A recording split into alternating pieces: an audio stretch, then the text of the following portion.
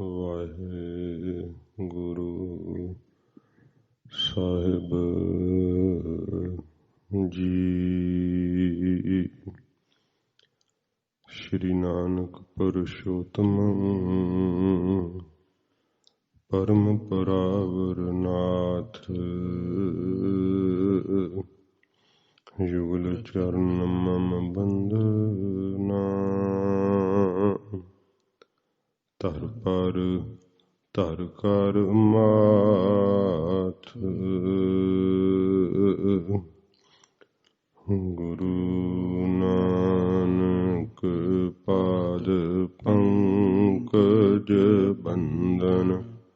ਪਾਦ ਪੰਕਜ ਬੰਦਨ, ਸਿਮਰੋ ਅੰਗਦ ਦੁਖ ਨਿਕੰਦਨ।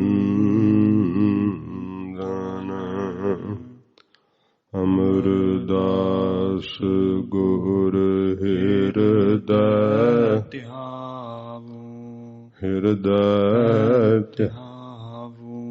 ਸ਼੍ਰੀ ਗੁਰੂ ਰਾਮਦਾਸ ਗੁਣ ਗਾਵੋ।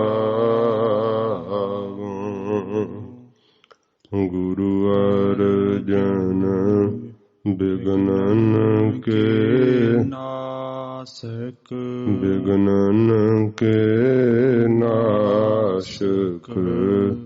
ਸ਼੍ਰੀ ਗੁਰੂ ਹਰਗੋਬਿੰਦ ਸੁਭ ਸਮਤ ਪ੍ਰਕਾਸ਼ਕ।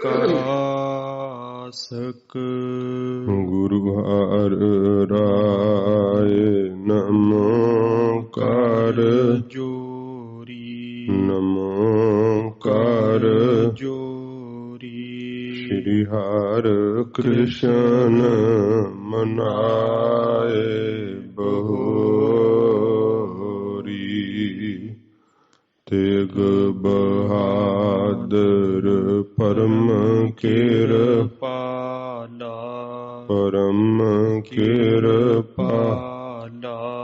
ਸ਼੍ਰੀ ਗੁਰੂ ਗੋਬਿੰਦ ਸਿੰਘ ਬਿਸਾਲਾ। ਤਰੋਂ ਤਰਾ ਪਰ ਪੁਨ ਪੁਨ ਸੀਸਾ, ਪੁਨ ਪੁਨ ਸੀਸਾ। ਬੰਦੋਂ ਬਾਰ ਬਾਰ ਜਗਦੀਸਾ।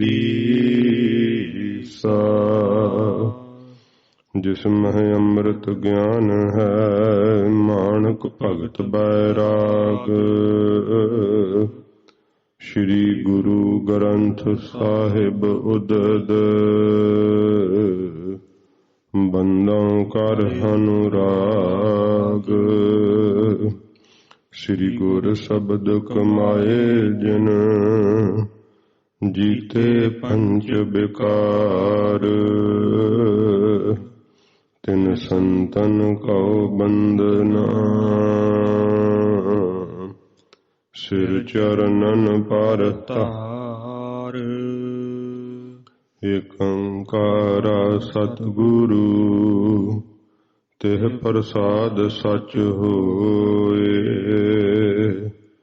ਵਾਹਿਗੁਰੂ ਜੀ ਕੀ ਫਤਿਹ।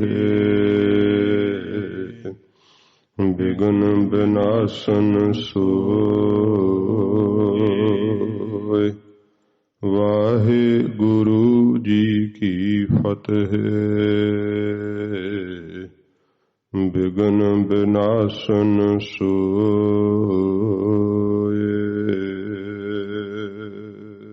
ਸਤਿਨਾਮ ਸ੍ਰੀ ਵਾਹਿਗੁਰੂ ਸਾਹਿਬ ਜੀ। ਧਨ ਜਨਮ ਜਿਨ ਲਿਖਿਓ ਭਾਉ ਧਰ, ਸਫਲ ਹਾਥ ਆਪਣੇ ਕਰ ਤਾਹੇ। ਪਠੇ ਪ੍ਰੇਮ ਤੇ ਹਰਖੇ ਉਰਮਹਿ, ਪਲ ਕਹੇ ਚਲ ਕਹੇ ਜਲ ਦ੍ਰਿਗ ਮਾਹੇ। ਧਨ ਜਨਮ ਜਿਨ ਲਿਖਿਓ ਭਾਉ ਧਰ। ਵਾਹਿਗੁਰੂ ਜੀ ਕਾ ਖਾਲਸਾ, ਵਾਹਿਗੁਰੂ ਜੀ ਕੀ ਫਤਿਹ। ਸੱਚੇ ਪਾਤਸ਼ਾਹ, ਦੀਨਾ ਬੰਧੂ ਕਿਰਪਾ ਦੇ ਸਾਗਰ, ਜਾਗਦੀ ਜੋਤ, ਧੰਨ ਸਾਹਿਬ ਸ੍ਰੀ ਗੁਰੂ ਗ੍ਰੰਥ ਸਾਹਿਬ ਜੀ ਮਹਾਰਾਜ ਹਜ਼ੂਰ ਦੀ ਪਰਮ ਦਇਆ ਸਦਕਾ ਇਹ ਸਤਸੰਗਤ ਦੀਆਂ ਘੜੀਆਂ ਦਾ ਸੁਭਾਗ ਸਮਾਂ ਆਪਾਂ ਨੂੰ ਪ੍ਰਾਪਤ ਹੋਇਆ ਹੈ। ਸੱਚੇ ਪਾਤਸ਼ਾਹ ਜੀ ਦੇ ਪਵਿੱਤਰ ਜੀਵਨ ਦੀ ਕਥਾ ਦੀ ਆਰੰਭਤਾ ਸ਼੍ਰੀ ਨਾਨਕ ਪ੍ਰਕਾਸ਼ ਗ੍ਰੰਥ ਵਿੱਚੋਂ ਜਗਤ ਗੁਰੂ ਧੰਨ ਗੁਰੂ ਨਾਨਕ ਦੇਵ ਸੱਚੇ ਪਾਤਸ਼ਾਹ ਜੀ ਮਹਾਰਾਜ ਜੀ ਦਾ ਵਿਚਿੱਤਰ ਜੀਵਨ ਮਹਾਨ ਕਵੀ ਭਾਈ ਸੰਤੋਖ ਸਿੰਘ ਜੀ ਨੇ ਜਿਵੇਂ ਲਿਖਿਆ ਹੈ, ਉਹਦੀ ਆਰੰਭਤਾ ਸੱਚੇ ਪਾਤਸ਼ਾਹ ਜੀ ਦੇ ਆਸ਼ੀਰਵਾਦ ਸਦਕਾ ਅਤੇ ਸੰਗਤਾਂ ਦੀ ਇੱਛਾ ਸਦਕਾ ਜਿਵੇਂ ਗੁਰਸਿੱਖਾਂ ਨੇ ਹੁਕਮ ਕੀਤਾ, ਸਤਿਗੁਰੂ ਜੀ ਦੀ ਇਹ ਪਾਵਨ ਕਥਾ ਆਰੰਭ ਕੀਤੀ ਹੈ। ਆਰੰਭ ਵਿੱਚ ਕਵਿਰਾਜ ਜੀ ਦਾ ਜੀਵਨ ਇਤਿਹਾਸ ਜੋ ਬਹੁਤ ਵਿਸਥਾਰ ਸਹਿਤ ਤਾਂ ਨਹੀਂ ਮਿਲਦਾ, ਜਿਵੇਂ ਵੀ ਸੰਖੇਪ ਜਿਹਾ ਇਹ ਕਵਿਰਾਜ ਜੀ ਦਾ ਜੀਵਨ ਇਤਿਹਾਸ ਆਪ ਜੀ ਦੇ ਚਰਨਾਂ ਵਿੱਚ ਕੱਲ ਦੇ ਦੀਵਾਨ ਤੋਂ ਇਹ ਜਿਹੜਾ ਸੀ ਆਰੰਭਤਾ ਕੀਤੀ ਸੀ। ਕਵਿਰਾਜ ਕੈਂਥਲ ਵਿੱਚ ਰਾਜਾ ਉਦੇ ਸਿੰਘ ਦੇ ਸੱਦੇ ਕਰਕੇ, ਦੂਸਰਾ ਸਪੀਕਰ ਵੀ ਲਾ ਲਓ, ਜਿਵੇਂ ਰਾਜਾ ਉਦੇ ਸਿੰਘ ਨੇ ਕਵਿਰਾਜ ਜੀ ਨੂੰ ਬੁਲਾਇਆ, ਭਾਵੇਂ ਕਿ ਬੂੜੀਏ ਆਦਿਕ ਨਗਰਾਂ ਵਿੱਚ ਜਦੋਂ ਆਪ ਰਹੇ ਹੈ ਉਦੋਂ ਆਪਣੀ ਮਾਲੀ ਹਾਲਤ ਦਾ ਕਵਿਰਾਜ ਜੀ ਨੇ ਜ਼ਿਕਰ ਕੀਤਾ, ਪਰ ਜਦੋਂ ਕੈਂਥਲ ਦੇ ਵਿੱਚ ਆਪ ਜੀ ਨੂੰ ਰਾਜਾ ਉਦੇ ਸਿੰਘ ਪਾਸ ਨੌਕਰੀ ਪ੍ਰਾਪਤ ਹੋਈ, ਉਦੋਂ ਬਹੁਤ ਕਵਿਰਾਜ ਜੀ ਨੂੰ ਜਿਹੜਾ ਸੀ ਭਾਰੀ ਸੰਸਾਰਕ ਸੁੱਖ ਸਨ। ਜ਼ਿਕਰ ਆਉਂਦਾ ਹੈ ਕਿ ਕੈਂਥਲ ਵਿੱਚ ਆਪ ਜੀ ਦੀ ਹਵੇਲੀ, ਜਿਸ ਦੇ ਅੰਦਰ ਏਡੇ ਵੱਡੇ ਦਰਵਾਜ਼ੇ ਸਨ ਜਿਨ੍ਹਾਂ ਵਿੱਚ ਦੀ ਹਾਥੀ ਲੰਘ ਜਾਇਆ ਕਰਦੇ ਸਨ, ਬਹੁਤ ਸੁੱਖ ਆਰਾਮ ਅਤੇ ਪਦਾਰਥਾਂ ਦੀ ਕਿਸੇ ਪ੍ਰਕਾਰ ਕੋਈ ਕਮੀ ਨਾ ਰਹੀ। ਇੱਥੇ ਰਹਿ ਕਰਕੇ ਕਵਿਰਾਜ ਜੀ ਨੇ ਜੋ ਗਰਭਗੰਜਨੀ ਟੀਕਾ ਹੈ, ਜਪਜੀ ਸਾਹਿਬ ਜੀ ਦੇ ਬਾਣੀ ਦੇ ਪਵਿੱਤਰ ਅਰਥ, ਉਹ ਕਵਿਰਾਜ ਜੀ ਨੇ ਕੀਤੇ ਹੈ, ਜਿਸ ਦਾ ਜ਼ਿਕਰ ਕਵਿਰਾਜ ਜੀ ਨੇ ਆਪ ਕੀਤਾ ਹੈ। ਕੱਲ ਥੋੜਾ ਜ਼ਿਕਰ ਆਇਆ ਸੀਗਾ ਕਿ ਇੱਕ ਸੰਨਿਆਸੀ ਸੀ ਕੋਈ ਆਨੰਦ ਕਾਨ, ਉਸ ਨੇ ਜਪਜੀ ਸਾਹਿਬ ਦੀ ਬਾਣੀ ਦੇ ਅਰਥ ਕੀਤੇ ਸਨ। ਗੁਰਮਤਿ ਤੋਂ ਨਾ ਜਾਣੂ ਹੋਣ ਕਰਕੇ ਉਸ ਨੇ ਆਪਣੀ ਮਨਮਰਜ਼ੀ ਦੇ ਅਰਥ ਕਰ ਦਿੱਤੇ ਸਨ, ਤੇ ਰਾਜਾ ਉਦੇ ਸਿੰਘ ਜੀ ਨੇ ਉਹ ਟੀਕਾ ਜਿਹੜਾ ਸੀ ਕਵਿਰਾਜ ਜੀ ਨੂੰ ਪੜ੍ਹਨ ਵਾਸਤੇ ਦਿੱਤਾ, ਤੇ ਫਿਰ ਪੁੱਛਿਆ ਕਿ ਤੁਹਾਨੂੰ ਇਹ ਅਰਥ ਕੈਸੇ ਲੱਗੇ ਨੇ। ਕਵਿਰਾਜ ਜੀ ਨੇ ਦੱਸਿਆ ਕਿ ਜਿਸ ਸੰਨਿਆਸੀ ਨੇ ਅਰਥ ਕੀਤੇ ਨੇ ਉਹ ਗੁਰੂ ਸਾਹਿਬ ਜੀ ਦੀ ਮੱਤ ਤੋਂ ਵਾਕਫ ਨਹੀਂ ਹੈ। ਫਿਰ ਰਾਜੇ ਉਦੇ ਸਿੰਘ ਜੀ ਨੇ ਆਪ ਜੀ ਨੂੰ ਇਹ ਜਪਜੀ ਸਾਹਿਬ ਦੀ ਬਾਣੀ ਦਾ ਟੀਕਾ ਕਰਨ ਵਾਸਤੇ ਬੇਨਤੀ ਕੀਤੀ, ਤਾਂ ਆਪ ਜੀ ਨੇ ਇਹ ਗਰਭਗੰਜਨੀ ਟੀਕਾ ਜਿਹੜਾ ਸੀ ਇਹ ਕੈਂਥਲ ਵਿੱਚ ਰਹਿ ਕਰਕੇ ਸਿਰਜਣਾ ਕੀਤਾ। ਆਪ ਦੇ ਜੀਵਨ ਦੇ ਅੰਦਰ ਜਦੋਂ ਆਪ ਬੂੜੀਏ ਆਦਿਕ ਨਗਰਾਂ ਵਿੱਚ ਰਹੇ ਹੈ, ਆਪ ਦੀ ਰਚਨਾ ਦੱਸਦੀ ਹੈ ਕਿ ਆਪ ਜੀ ਨੂੰ ਗੁਰੂ ਸਾਹਿਬ ਜੀ ਦੇ ਇਤਿਹਾਸ ਦੇ ਸਿਰਜਣ ਦੀ ਭਾਰੀ ਲਾਲਸਾ ਸੀ। ਮਨ ਦੇ ਅੰਦਰ ਇੱਛਾ ਸੀ, ਖਾਸ ਸੀ ਕਿ 10 ਗੁਰੂ ਸਾਹਿਬਾਨ ਜੀ ਦਾ ਇਤਿਹਾਸ ਲਿਖੀਏ। ਇਸ ਇੱਛਾ ਨੂੰ ਲੈ ਕਰਕੇ ਆਪ ਜੀ ਨੇ ਜਮਨਾ ਦੇ ਕੰਢੇ ਤੇ ਬਹੁਤ ਬੰਦਗੀ ਵੀ ਕੀਤੀ ਹੈ। ਤਕਰੀਬਨ ਉਹ 5 ਸਾਲ ਦਾ ਸਮਾਂ ਜਦੋਂ ਆਪ ਜੀ ਨੇ ਸਾਧਨਾ ਦੇ ਅੰਦਰ ਬਤੀਤ ਕੀਤਾ, ਗੁਰਮੰਤਰ ਦਾ ਬਹੁਤ ਲੰਮਾ ਸਮਾਂ ਅਭਿਆਸ ਕੀਤਾ।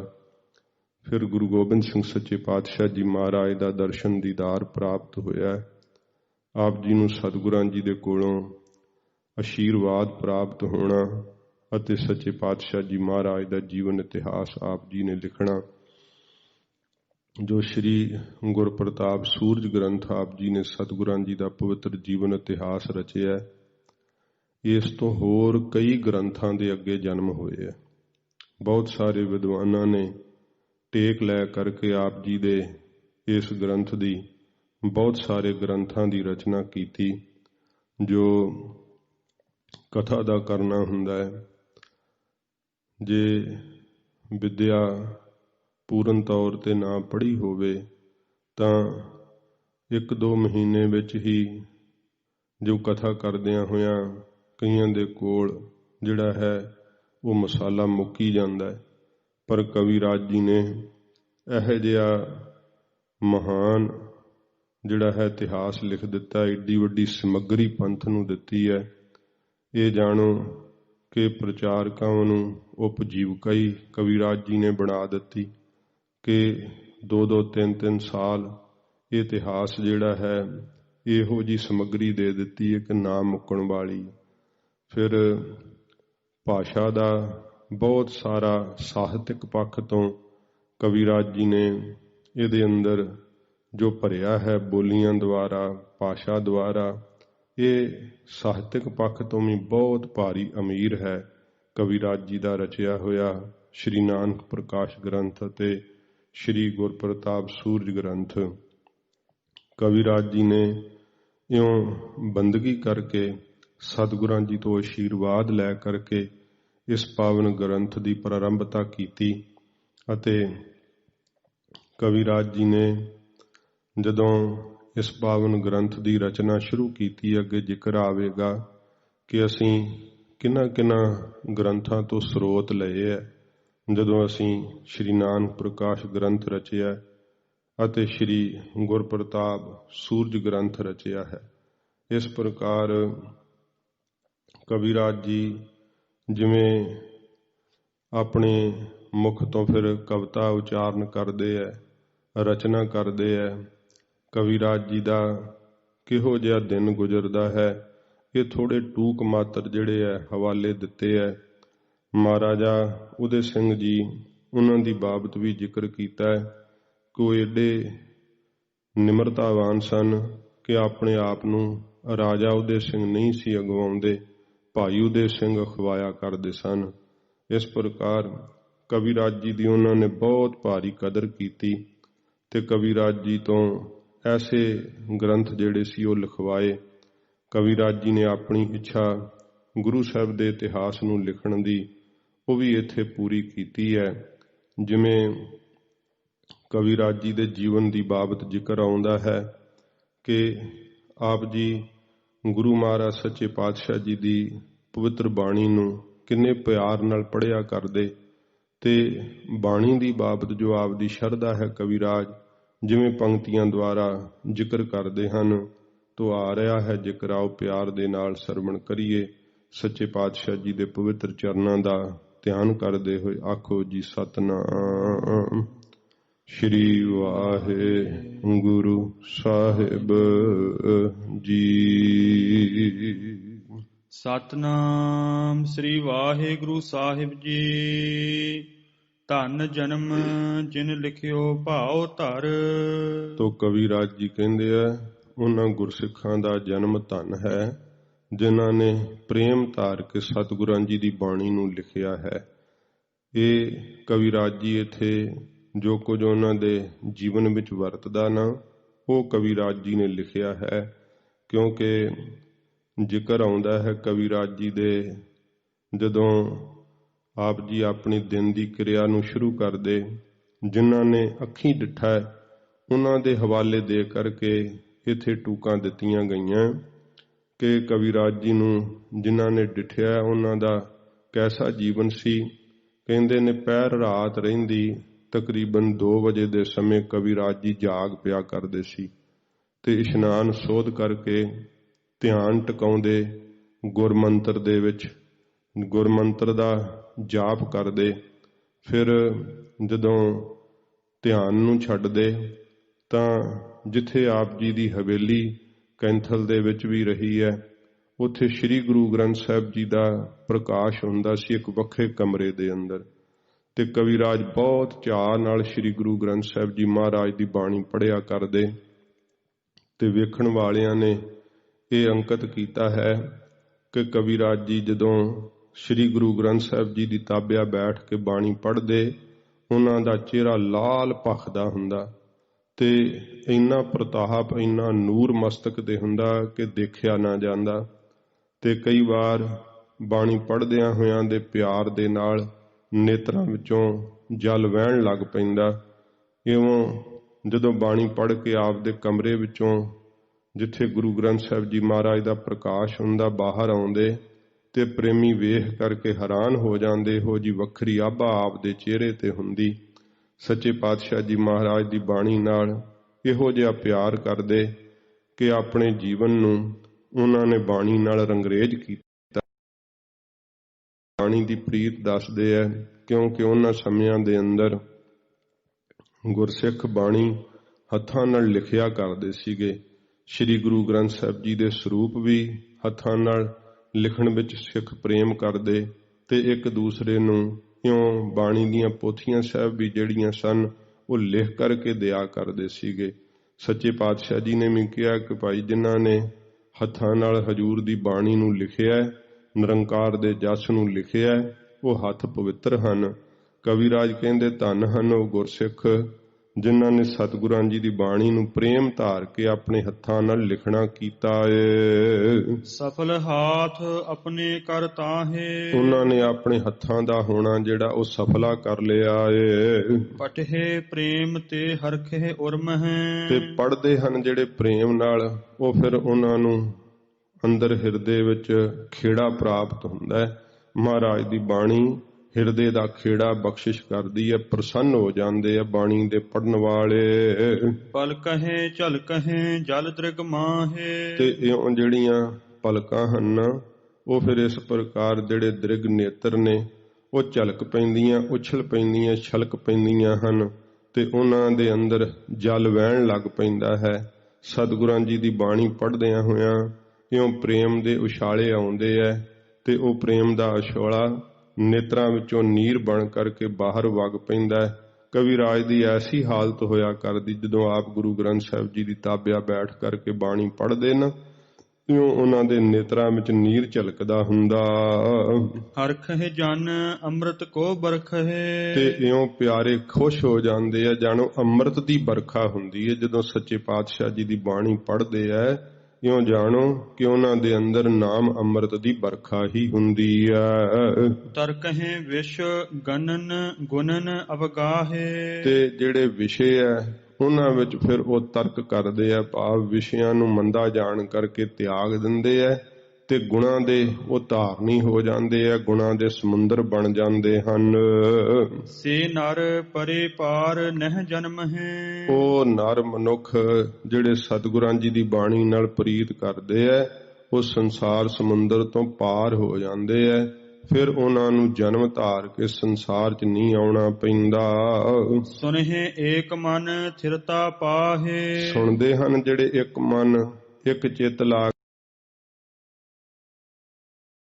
ਟਿਕਾ ਪ੍ਰਾਪਤ ਹੁੰਦਾ ਹੈ। ਮਨ ਜਿਹੜਾ ਹੈ ਉਹ ਟਿਕ ਜਾਂਦਾ ਹੈ ਇੱਕ ਰਸ।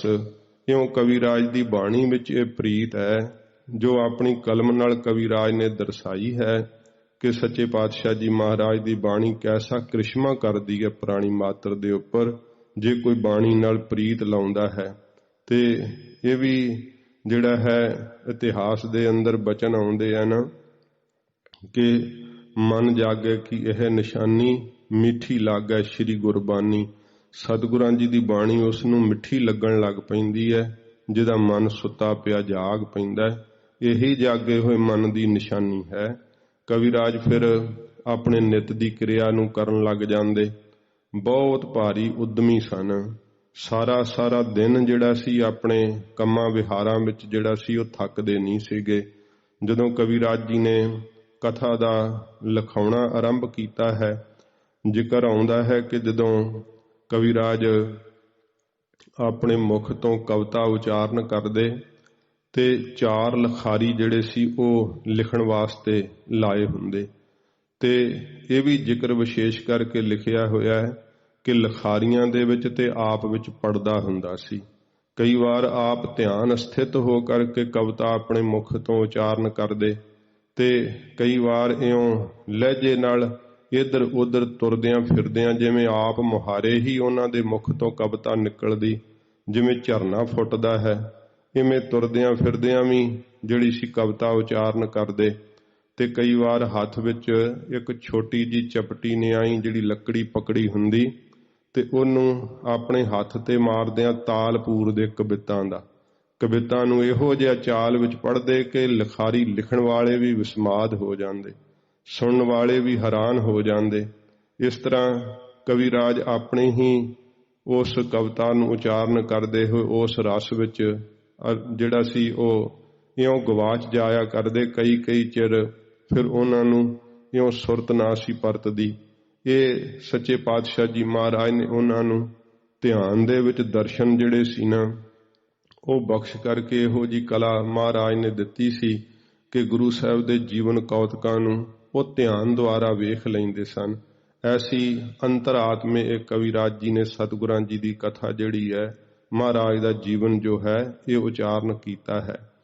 ਤੇ ਜ਼ਿਕਰ ਆਉਂਦਾ ਹੈ ਕਿ ਕਵਿਰਾਜ ਜੀ ਦੇ, ਕਿਉਂਕਿ ਇਹ ਜੋ ਭਾਸ਼ਾ ਵਿਭਾਗ ਨੇ ਉਦਮ ਕੀਤਾ ਹੈ, ਇਹ ਬਹੁਤ ਸਾਰੇ ਪੁਰਾਣੇ ਜਿਹੜੇ ਆ ਖਰੜੇ ਲੱਭ ਕਰਕੇ ਫਿਰ ਇੱਕ ਥਾਵੇਂ ਭਾਈ ਵੀਰ ਸਿੰਘ ਸਾਹਿਬ ਜੀ ਦਾ ਇਹ ਬੜਾ ਭਾਰੀ ਉਦਮ ਹੈ ਕਿ ਉਹਨਾਂ ਨੇ ਬਹੁਤ ਭਾਰੀ ਯਤਨ ਕਰਕੇ ਕੌਮ ਦਾ ਵਡਮੁੱਲਾ ਸਰਮਾਇਆ ਜਿਹੜਾ ਸੀ ਇਹ ਕੌਮ ਦੇ ਹਵਾਲੇ ਕੀਤਾ। ਉਹਨਾਂ ਨੇ ਜ਼ਿਕਰ ਕੀਤਾ ਹੈ ਕਿ ਕਵਿਰਾਜ ਜੀ ਦੇ ਸਮੇਂ ਦੇ ਹੋਏ ਜਿਹੜੇ ਉਤਾਰੇ ਹਨ ਉਹ ਉਹਨਾਂ ਵਿੱਚੋਂ ਕੋਈ ਵੀ ਪੁਰਾਣਾ ਸ਼੍ਰੀ ਗੁਰਪ੍ਰਤਾਪ ਸੂਰਜ ਗ੍ਰੰਥ ਜਿਹੜਾ ਉਹ ਸਾਨੂੰ ਨਹੀਂ ਮਿਲਿਆ, ਕਿਉਂਕਿ 4 ਉਤਾਰੇ ਤਾਂ ਇਹ ਕਵਿਰਾਜ ਦੇ ਸਮੇਂ ਵਿੱਚ ਹੀ ਹੋਏ, ਕਿਉਂਕਿ 4 ਲਿਖਾਰੀ ਲਿਖਦੇ ਸਨ ਤੇ ਕੇਵਲ ਕਵਿਰਾਜ ਲਿਖਾ ਨਹੀਂ ਸੀ ਦਿੰਦੇ, ਫਿਰ ਉਸ ਲਿਖੀ ਹੋਈ ਨੂੰ ਆਪ ਵਾਚਦੇ ਵੀ ਸੀਗੇ ਤੇ ਕਈ ਵਾਰ ਕਵਿਰਾਜ ਆਪ ਵੀ ਲਿਖਦੇ। ਉਹਨਾਂ ਦੀਆਂ ਲਿਖਤਾਂ ਦੀਆਂ ਫੋਟੋਆਂ ਵੀ ਜਿਹੜੀਆਂ ਹਨ 1-2 ਵਿੱਚ ਛਾਪੀਆਂ ਹੋਈਆਂ ਹਨ। ਕਵਿਰਾਜ ਆਪ ਲਿਖ ਕਰਕੇ ਲਿਖੇ ਹੋਏ ਨੂੰ ਫਿਰ ਵਾਚਿਆ ਵੀ ਕਰਦੇ।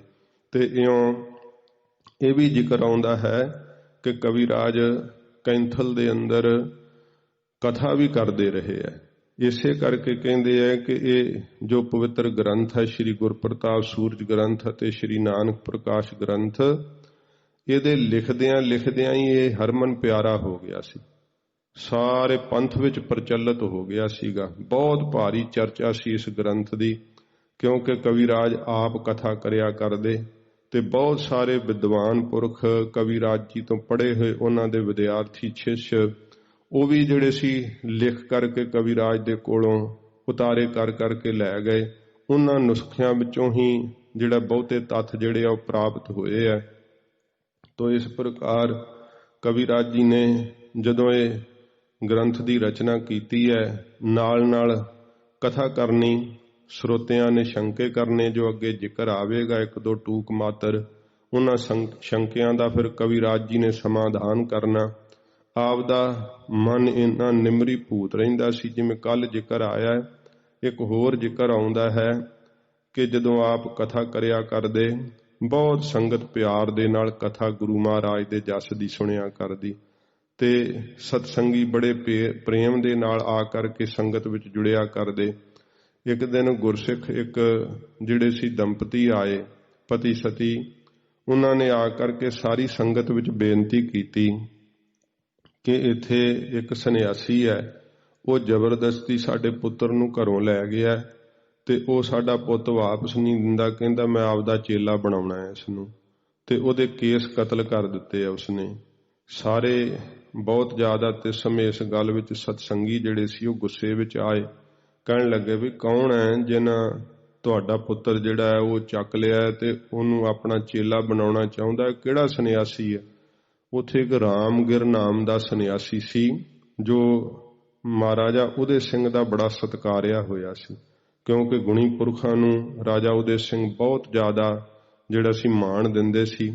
ਉਹ ਰਾਮਗਿਰ ਦਾ ਪ੍ਰਭਾਵ ਵੀ ਬਹੁਤ ਜ਼ਿਆਦਾ ਸੀ ਸੰਨਿਆਸੀ ਦਾ। ਜਦੋਂ ਰਾਮਗਿਰ ਦਾ ਨਾਮ ਉਹਨਾਂ ਦੱਸਿਆ ਤੇ ਫਿਰ ਸਾਰੇ ਸਤਸੰਗੀ ਚੁੱਪ ਕਰ ਗਏ ਵੀ ਰਾਜੇ ਨਾਲ ਕੌਣ ਗੱਲ ਕਰੇ ਹੁਣ। ਫਿਰ ਕਵੀਰਾਜ ਜੀ ਨੂੰ ਕਹਿਣ ਲੱਗੇ ਕਿ ਕਵੀਰਾਜ, ਤੁਹਾਡੇ ਤੋਂ ਬਿਨਾਂ ਰਾਜੇ ਉਦੈ ਸਿੰਘ ਨਾਲ ਕੋਈ ਗੱਲ ਨਹੀਂ ਕਰ ਸਕਦਾ ਤੇ ਤੁਸੀਂ ਕਿਰਪਾ ਕਰਕੇ ਰਾਜੇ ਨਾਲ ਗੱਲ ਕਰੋ। ਫਿਰ ਕਵੀਰਾਜ ਨੇ ਸਤਸੰਗੀਆਂ ਦੇ ਕਹਿਣ ਤੇ ਇਹ ਗੱਲ ਕਹੀ ਕਿ ਅਸੀਂ ਬਈ ਤੁਸੀਂ ਸਾਰੇ ਕਹਿੰਦੇ ਹੋ ਤੇ ਅਸੀਂ ਫਿਰ ਜ਼ਰੂਰ ਰਾਜੇ ਉਦੈ ਸਿੰਘ ਨਾਲ ਗੱਲ ਕਰਾਂਗੇ।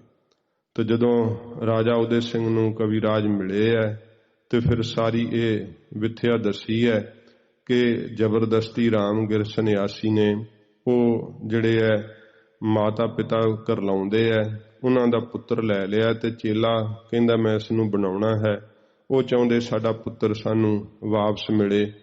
ਤੇ ਸਮੇਂ ਰਾਜਾ ਉਦੈ ਸਿੰਘ ਨੇ ਕਿਹਾ ਕਿ ਜਿਹੜਾ ਉਹ ਰਾਮਗਿਰ ਸੰਨਿਆਸੀ ਹੈ ਉਹਦਾ ਪਰਜਾ ਵਿੱਚ ਬੜਾ ਰਸੂਖ ਹੈ ਤੇ ਇਸ ਪ੍ਰਕਾਰ ਜੇ ਉਹਦੇ ਕੋਲੋਂ ਮੈਂ ਲਵਾਂਗਾ ਤੇ ਪੁੱਤਰ ਜੇ ਉਹਨੂੰ ਨਾ ਦਿੱਤਾ ਤਾਂ ਫਿਰ ਪਰਜਾ ਦੇ ਵਿੱਚ ਜਿਹੜਾ ਹੈ ਉਹ ਸਾਡੇ ਬਾਬਤ ਗਲਤ ਗੱਲਾਂ ਫੈਲਣਗੀਆਂ।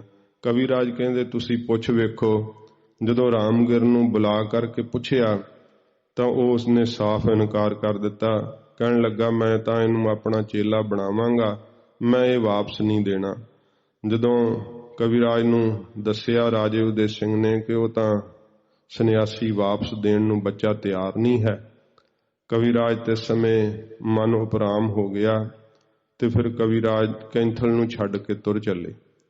ਜਦੋਂ ਕੈਂਥਲ ਨੂੰ ਛੱਡ ਕੇ ਤੁਰ ਚੱਲੇ ਰਾਜਾ ਉਦੈ ਸਿੰਘ ਨੂੰ ਪਤਾ ਲੱਗਾ। ਉਹਨੇ ਪਿੱਛੇ ਆਪਣੇ ਅਹਿਲਕਾਰ ਭੇਜੇ, ਕਵੀਰਾਜ ਨੂੰ ਬੁਲਾ ਕਰਕੇ ਵਾਪਸ ਮੋੜ ਕੇ ਲੈ ਕੇ ਆਏ। ਹੱਸਦਿਆਂ ਹੋਇਆਂ ਰਾਜੇ ਉਦੈ ਸਿੰਘ ਨੇ ਕਿਹਾ, ਭਾਈ ਸੰਤੋਖ ਸਿੰਘ ਜੀ, ਐਡੀ ਗਾੜੀ ਪ੍ਰੀਤ ਪਾ ਕੇ ਐਡੀ ਛੇਤੀ ਤੋੜ ਚੱਲੇ ਹੋ। ਫਿਰ ਭਾਈ ਸੰਤੋਖ ਸਿੰਘ ਜੀ ਨੇ ਕਿਹਾ ਕਵੀਰਾਜ ਜੀ ਨੇ ਕਿ ਰਾਜਾ ਸਾਹਿਬ ਮੈਂ ਤੁਹਾਡਾ ਆਪਜਸ ਨਹੀਂ ਸੀ ਸਹਾਰ ਸਕਦਾ, ਇਸ ਕਰਕੇ ਇੱਥੋਂ ਚਲਿਆ ਗਿਆ। ਮਨ ਵਿੱਚ ਇਹ ਸੋਚ ਲਿਆ ਕਿ ਇੱਥੋਂ ਚਲੇ ਜਾਈਏ। ਕਹਿਣ ਲੱਗੇ ਮੇਰਾ ਆਪਜਸ ਕਿਵੇਂ ਹੋਵੇਗਾ? ਕਹਿਣ ਲੱਗੇ ਮਹਾਰਾਜ ਤੁਸੀਂ ਸਿੱਖ ਰਾਜੇ ਹੋ, ਤੁਹਾਡੇ ਰਾਜ ਵਿੱਚ ਕਿਸੇ ਸਿੱਖ ਦੇ ਬੱਚੇ ਦੀ ਬੇਪਤੀ ਹੋਵੇ, ਉਹਦੇ ਕੇਸ ਕਤਲ ਕੀਤੇ ਜਾਣ ਤੇ ਸਿੱਖ ਕਦੋਂ ਫਿਰ ਤੁਹਾਡਾ ਜਿਹੜਾ ਹੈ ਉਹ ਜਸ ਕਰਨਗੇ? ਇਉਂ ਤੁਹਾਡੀ ਬਾਬਤ ਗੱਲਾਂ ਹੋਣਗੀਆਂ। ਇਹ ਸੋਚ ਕਰਕੇ ਕਿ ਮੈਂ ਰਾਜਾ ਉਦੈ ਸਿੰਘ ਦੀ ਫਿਰ ਕਾਹਨੂੰ ਨਿੰਦਾ ਸੁਣਨੀ ਹੈ, ਆਪਜਸ ਕਾਹਨੂੰ ਸੁਣਨਾ, ਇਸ ਕਰਕੇ ਮੈਂ ਤੁਰ ਚੱਲਿਆ ਸਾਂ। ਤੋ ਤੇ ਸਮੇਂ ਕਵੀਰਾਜ ਨੂੰ ਰਾਜਾ ਉਦੈ ਸਿੰਘ ਨੇ ਕਿਹਾ ਤੁਸੀਂ ਆਪਣੀ ਹਵੇਲੀ ਵਿੱਚ ਜਾਓ, ਬੱਚਾ ਉੱਥੇ ਪਹੁੰਚ ਜਾਏਗਾ। ਫਿਰ ਰਾਮਗਿਰ ਸੰਨਿਆਸੀ ਦੇ ਕੋਲੋਂ ਰਾਜੇ ਉਦੈ ਸਿੰਘ ਨੇ ਆਪਣਾ ਹੁਕਮ ਕਰਕੇ ਜਿਹੜਾ ਸੀ ਬੱਚਾ ਉੱਥੇ ਭੇਜਿਆ। ਕਵੀਰਾਜ ਦੇ ਜਦੋਂ ਕੋਲ ਉਹ ਬੱਚਾ ਆਇਆ, ਕਹਿੰਦੇ ਸਤਸੰਗੀਆਂ ਨੇ ਬੜੀ ਖੁਸ਼ੀ ਕੀਤੀ। ਫਿਰ ਉਸ ਬੱਚੇ ਨੂੰ ਜਿਹੜਾ ਸੀ ਰਹਿਤ ਵਿੱਚ ਪਰਪੱਕ ਕੀਤਾ ਗਿਆ, ਅੰਮ੍ਰਿਤ ਛਕਾਇਆ ਗਿਆ, ਕੇਸ ਰੱਖ ਕਰਕੇ ਉਹ ਗੁਰਸਿੱਖ ਸਜਿਆ। ਇਸ ਤਰ੍ਹਾਂ ਕਵੀਰਾਜ ਜੀ ਦਾ ਮਨ ਜਿਹੜਾ ਸੀ ਉਹ ਬੜਾ ਨਰਮ ਸੀਗਾ। ਕਿਸੇ ਵੀ ਸਤਸੰਗਤ ਵਿੱਚ ਆ ਕਰਕੇ ਕਿਸੇ ਵੱਲੋਂ ਕੀਤੀ ਹੋਈ ਫਰਿਆਦ ਨੂੰ, ਕੀਤੀ ਹੋਈ ਬੇਨਤੀ ਨੂੰ, ਉਹਦੇ ਸੁਣਾਏ ਹੋਏ ਦੁੱਖ ਨੂੰ ਉਹ ਕਵੀਰਾਜ ਜ਼ਰੂਰ ਦੂਰ ਕਰਦੇ, ਆਪਣਾ ਪੁਰ ਯਤਨ ਕਰਦੇ ਕਿ ਕੋਈ ਸਾਡੇ ਕੋਲ ਜੇ ਦੁਖੀ ਆਇਆ ਹੈ ਤੇ ਉਹਦਾ ਦੁੱਖ ਦੂਰ ਹੋਵੇ। ਤੇ ਅਥਿਤੀ ਭਾਵ ਬਹੁਤ ਜ਼ਿਆਦਾ ਸੀ ਕਵੀਰਾਜ ਜੀ ਦੇ ਅੰਦਰ। ਕੋਈ ਕਵੀਰਾਜ ਦੇ ਕੋਲ ਆਵੇ ਬਹੁਤ ਜੀ ਲਾ ਕਰਕੇ ਸੇਵਾ ਕਰਦੇ, ਤੁਰਨ ਲੱਗਿਆਂ ਨੂੰ ਬੜੇ ਸੁੰਦਰ ਦੁਸ਼ਾਲੇ ਭੇਟ ਕਰਿਆ ਕਰਦੇ। ਬਹੁਤ ਸੰਤ ਸੇਵੀ ਸੀ ਕਵੀ ਜੀ ਦਾ ਸੁਭਾਅ, ਐਸਾ ਸੀਗਾ। ਤੋ ਬਹੁਤ ਜ਼ਿਆਦਾ ਜ਼ਿਕਰ ਆਉਂਦੇ ਆ ਕਵੀਰਾਜ ਜੀ ਦੇ ਸੁਭਾਅ ਦੀ ਬਾਬਤ ਕਿ ਆਪ ਕਿਸੇ ਨੂੰ ਦੁਖੀ ਨਾ ਸੀ ਵੇਖ ਸਕਦੇ, ਇਹੋ ਜਿਹਾ ਉਹਨਾਂ ਦਾ ਮਨ ਦਰਬੀ ਭੂਤ ਸੀਗਾ। ਜਿਵੇਂ ਅੱਗੇ ਕਥਾ ਦੇ ਬਾਬਤ ਜ਼ਿਕਰ ਆ ਰਿਹਾ ਹੈ ਕਿ ਕਵੀਰਾਜ ਜਦੋਂ ਕਥਾ ਆਪ ਕਰਿਆ ਕਰਦੇ ਤੇ ਇਹ ਗ੍ਰੰਥ ਐਸਾ ਹਰਮਨ ਪਿਆਰਾ ਹੋਇਆ ਕਿ ਬਹੁਤ ਸਾਰੇ ਜਿਹੜੇ ਗੁਣੀ ਪੁਰਖ ਸਨ ਉਹਨਾਂ ਨੇ ਇਸ ਗ੍ਰੰਥ ਦੀਆਂ ਉਦੋਂ ਹੀ ਜਿਹੜੀਆਂ ਸੀ ਨਾ ਉਹ ਨਕਲਾਂ ਭਾਵ ਉਤਾਰੇ ਜਿਹੜੇ ਸੀ ਉਹ ਕਰਨੇ ਸ਼ੁਰੂ ਕਰ ਦਿੱਤੇ। ਐਸਾ ਇਸ ਗ੍ਰੰਥ ਦੇ ਕਰਕੇ ਬੜਾ ਮਹਾਨ ਜਿਹੜਾ ਸੀ ਉਹ ਪ੍ਰਚਾਰ ਗੁਰੂ ਮਹਾਰਾਜ ਦੇ ਪਵਿੱਤਰ ਜੀਵਨ ਦਾ ਹੋਇਆ। ਸ੍ਰੀ ਨਾਨਕ ਬਰ ਪਰਮ ਬਿਲਾਸਾ। ਫਿਰ ਜਦੋਂ ਕਵੀਰਾਜ ਕਥਾ ਕਰਿਆ ਕਰਦੇ ਤੇ ਉਹਦਾ ਜ਼ਿਕਰ ਕਰਦੇ ਆ ਹੁਣ, ਕਿਉਂਕਿ ਜਦੋਂ ਕਵੀਰਾਜ ਜੀ ਦੀ ਆਪਾਂ ਕਵਿਤਾ ਪੜ੍ਹਦੇ ਹਾਂ ਤੇ ਉਸ ਸਮੇਂ ਹਵਾਲੇ ਪਤਾ ਲੱਗਦੇ ਆ। ਜੇ ਕੋਈ ਕਹੇ ਕਿ ਕਵੀਰਾਜ ਕਥਾ ਨਹੀਂ ਕਰਦੇ ਰਹੇ ਤੇ ਹੁਣ ਇਹ ਹਵਾਲਾ ਆ ਰਿਹਾ ਹੈ ਕਿ ਕਵੀਰਾਜ ਇਸ ਗ੍ਰੰਥ ਦੀ ਆਪ ਕਥਾ ਕਰਦੇ ਰਹੇ ਹੈ। ਕਹਿੰਦੇ ਆ ਗੁਰੂ ਨਾਨਕ ਸਾਹਿਬ ਜੀ ਦਾ ਜਿਹੜਾ ਬੜਾ ਸੁੰਦਰ ਇਤਿਹਾਸ ਹੈ। ਬਹੁ ਪੋਥੀ ਪਰ ਹੈ ਇਤਿਹਾਸਾ। ਇਹ ਸਰੋਤਿਆਂ ਨੇ ਸੁਣ ਕਰਕੇ ਕਹਿੰਦੇ ਫਿਰ ਜਦੋਂ ਇਤਿਹਾਸ ਕਹਿੰਦੇ ਕਵੀਰਾਜ ਕਥਾ ਕਰਦੇ ਤੇ ਸਰੋਤੇ ਸੁਣ ਕਰਕੇ ਫਿਰ ਪ੍ਰਸ਼ਨ ਕਰਦੇ ਕਵੀ ਜੀ ਨੂੰ ਕਿ ਬਹੁਤ ਪੋਥੀਆਂ ਦੇ ਉੱਤੇ ਗੁਰੂ ਸਾਹਿਬ ਦਾ ਜੋ ਇਤਿਹਾਸ ਹੈ ਸੋ ਤੋਂ ਲਿਖਿਓ ਅਵਰ ਬਿਦ ਤਹਿਵਾ। ਤੇ ਉੱਥੇ ਤਾਂ ਹੋਰ ਤਰੀਕੇ ਨਾਲ ਲਿਖਿਆ ਹੋਇਆ ਹੈ। ਕਵੀਰਾਜ ਕੋਲ ਜੇ ਆਪਣਾ ਸ਼ੰਕਾ ਜ਼ਾਹਰ ਕਰਦੇ ਤੁਮ ਮੁਖ ਸੋ ਅਵਰਹਿ ਬਿਦ ਕਹਿਵਾ। ਤੇ ਤੁਸੀਂ ਆਪਣੇ ਮੁਖ ਤੋਂ ਭਾਈ ਸੰਤੋਖ ਸਿੰਘ ਜੀ ਹੋਰ ਤਰੀਕੇ ਨਾਲ ਦੱਸਿਆ ਏ। ਇਹ ਸੰਸਾ ਹਮਰੇ ਉਰ ਆਇਓ। ਇਹ ਸ਼ੰਕਾ ਸਾਡੇ ਹਿਰਦੇ ਵਿੱਚ ਆਇਆ ਸੁਣ ਕਰਕੇ। ਕਿਉ ਤੁਮ ਅਨਤਹ ਗਤਿ ਅਲਾਇਓ। ਤੁਸੀਂ ਹੋਰ ਤਰੀਕੇ ਨਾਲ ਕਿਉਂ ਦੱਸਿਆ ਏ। ਸੋ ਕਹਿ ਕਰ ਸਭ ਦੇਹੁ ਮਿਟਾਏ। ਉਹ ਸਾਰਾ ਕਹਿ ਕੇ ਸਾਡਾ ਸੰਦੇਹ ਜਿਹੜਾ ਹੈ ਨਾ ਸ਼ੰਕਾ ਮਿਟਾ ਦਿਓ। ਗੁਰਪਦ ਨਿਸ਼ਚਾ ਜਿਸ ਤੇ ਆਏ। ਜਿਸ ਕਰਕੇ ਗੁਰੂ ਸਾਹਿਬ ਦੇ ਚਰਨਾਂ ਵਿੱਚ ਸਾਡਾ ਨਿਸ਼ਚਾ ਜਿਹੜਾ ਹੈ ਪ੍ਰੇਮ ਜਿਹੜਾ ਉਹ ਆ ਜਾਵੇ। ਤਿਨ ਤੇ ਸੁਨ ਕਬ ਬਚਨ ਬਖਾਨਾ। ਹੁਣ ਕਵੀਰਾਜ ਆਪਣੇ ਵੱਲੋਂ ਲਿਖਦੇ ਹੈ ਕਿ ਉਹਨਾਂ ਸਰੋਤਿਆਂ ਦੇ ਕੋਲੋਂ ਸੁਣ ਕਰਕੇ ਭਾਵ ਸਿੱਧ ਹੁੰਦਾ ਹੈ ਕਿ ਕਵੀਰਾਜ ਕਥਾ ਕਰਦੇ ਰਹੇ ਇਸ ਗ੍ਰੰਥ ਦੀ। ਆਪ ਕਹਿੰਦੇ ਸਰੋਤਿਆਂ ਦੇ ਕੋਲੋਂ ਸੁਣ ਕਰਕੇ ਤੁਮਰੀ ਧਨ ਸੁਮਤ ਮਤਵਾਨਾ। ਉਹਨਾਂ ਨੂੰ ਕਹਿੰਦੇ ਆ ਸਰੋਤਾ ਜਨੋ ਤੁਹਾਡੀ ਜਿਹੜੀ ਮੱਤ ਹੈ ਨਾ ਉਹ ਧੰਨ ਹੈ, ਸ੍ਰੇਸ਼ਟ ਮੱਤ ਵਾਲੇ ਹੋ।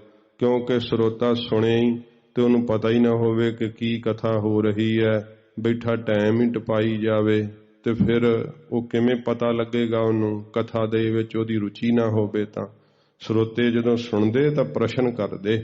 ਕਵੀਰਾਜ ਜੀ ਕਹਿੰਦੇ ਆ ਕਿ ਜਦੋਂ ਸਰੋਤਿਆਂ ਸਾਨੂੰ ਪ੍ਰਸ਼ਨ ਕੀਤਾ ਅਸੀਂ ਫਿਰ ਉਹਦਾ ਸ਼ੰਕਿਆਂ ਦੇ ਸਮਾਧਾਨ ਵੀ ਕੀਤੇ। ਇੱਥੇ ਕੇਵਲ ਟੂਕ ਮਾਤਰ ਦੱਸਿਆ, ਸ਼ੰਕਿਆਂ ਦੇ ਸਮਾਧਾਨ ਤਾਂ ਫਿਰ ਕਥਾ ਵਿੱਚ ਆ ਜਾਣਗੇ।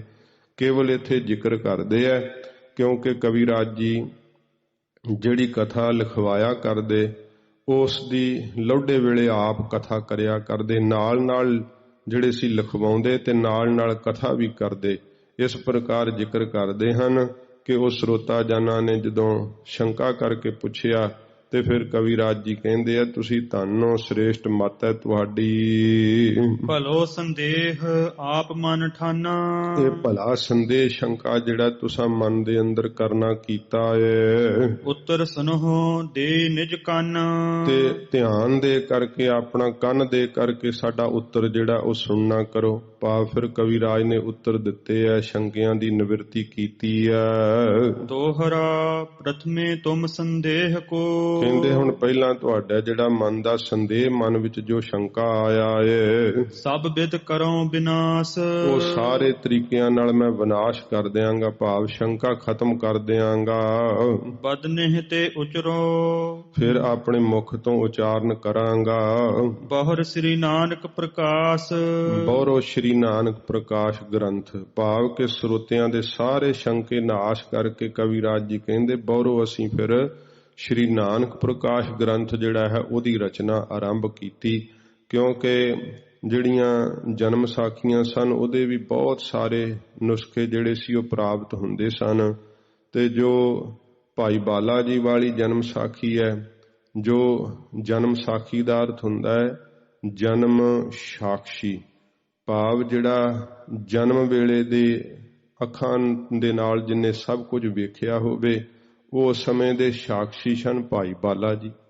ਭਾਈ ਬਾਲਾ ਜੀ ਨੇ ਗੁਰੂ ਮਹਾਰਾਜ ਗੁਰੂ ਅੰਗਦ ਦੇਵ ਸੱਚੇ ਪਾਤਸ਼ਾਹ ਜੀ ਦੇ ਹਜ਼ੂਰ ਇਹ ਸਾਰਾ ਇਤਿਹਾਸ ਕਿਹਾ। ਕਵੀਰਾਜ ਜੀ ਨੇ ਇਹੋ ਹੀ ਇਤਿਹਾਸ ਦੇ ਅੰਦਰ ਭਾਈ ਬਾਲਾ ਜੀ ਦੇ ਮੁਖ ਤੋਂ ਹੀ ਸਾਰਾ ਇਤਿਹਾਸ ਜਿਹੜਾ ਉਹ ਕਹਾਇਆ ਹੈ। ਸ੍ਰੀ ਬਾਲਾ ਸੰਦਰਵਾਜ ਇਹ ਜਿਹੜੇ ਸਰਲੇਖ ਆਉਂਦੇ ਹਨ ਗੁਰੂ ਮਹਾਰਾਜ ਸੱਚੇ ਪਾਤਸ਼ਾਹ ਧੰਨ ਗੁਰੂ ਅੰਗਦ ਸਾਹਿਬ ਜੀ ਦੇ ਹਜ਼ੂਰ ਇਹ ਸਾਰੀ ਕਥਾ ਹੋਈ ਹੈ।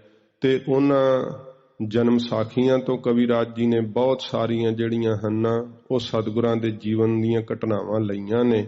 ਪਰ ਜਿਹੜੇ ਕੋਈ ਗੁਰਮਤਿ ਦੇ ਅਨੁਕੂਲ ਨਹੀਂ ਸਨ ਚੀਜ਼ਾਂ ਉਹ ਕਵੀਰਾਜ ਜੀ ਨੇ ਜਿਹੜੀਆਂ ਛੱਡੀਆਂ।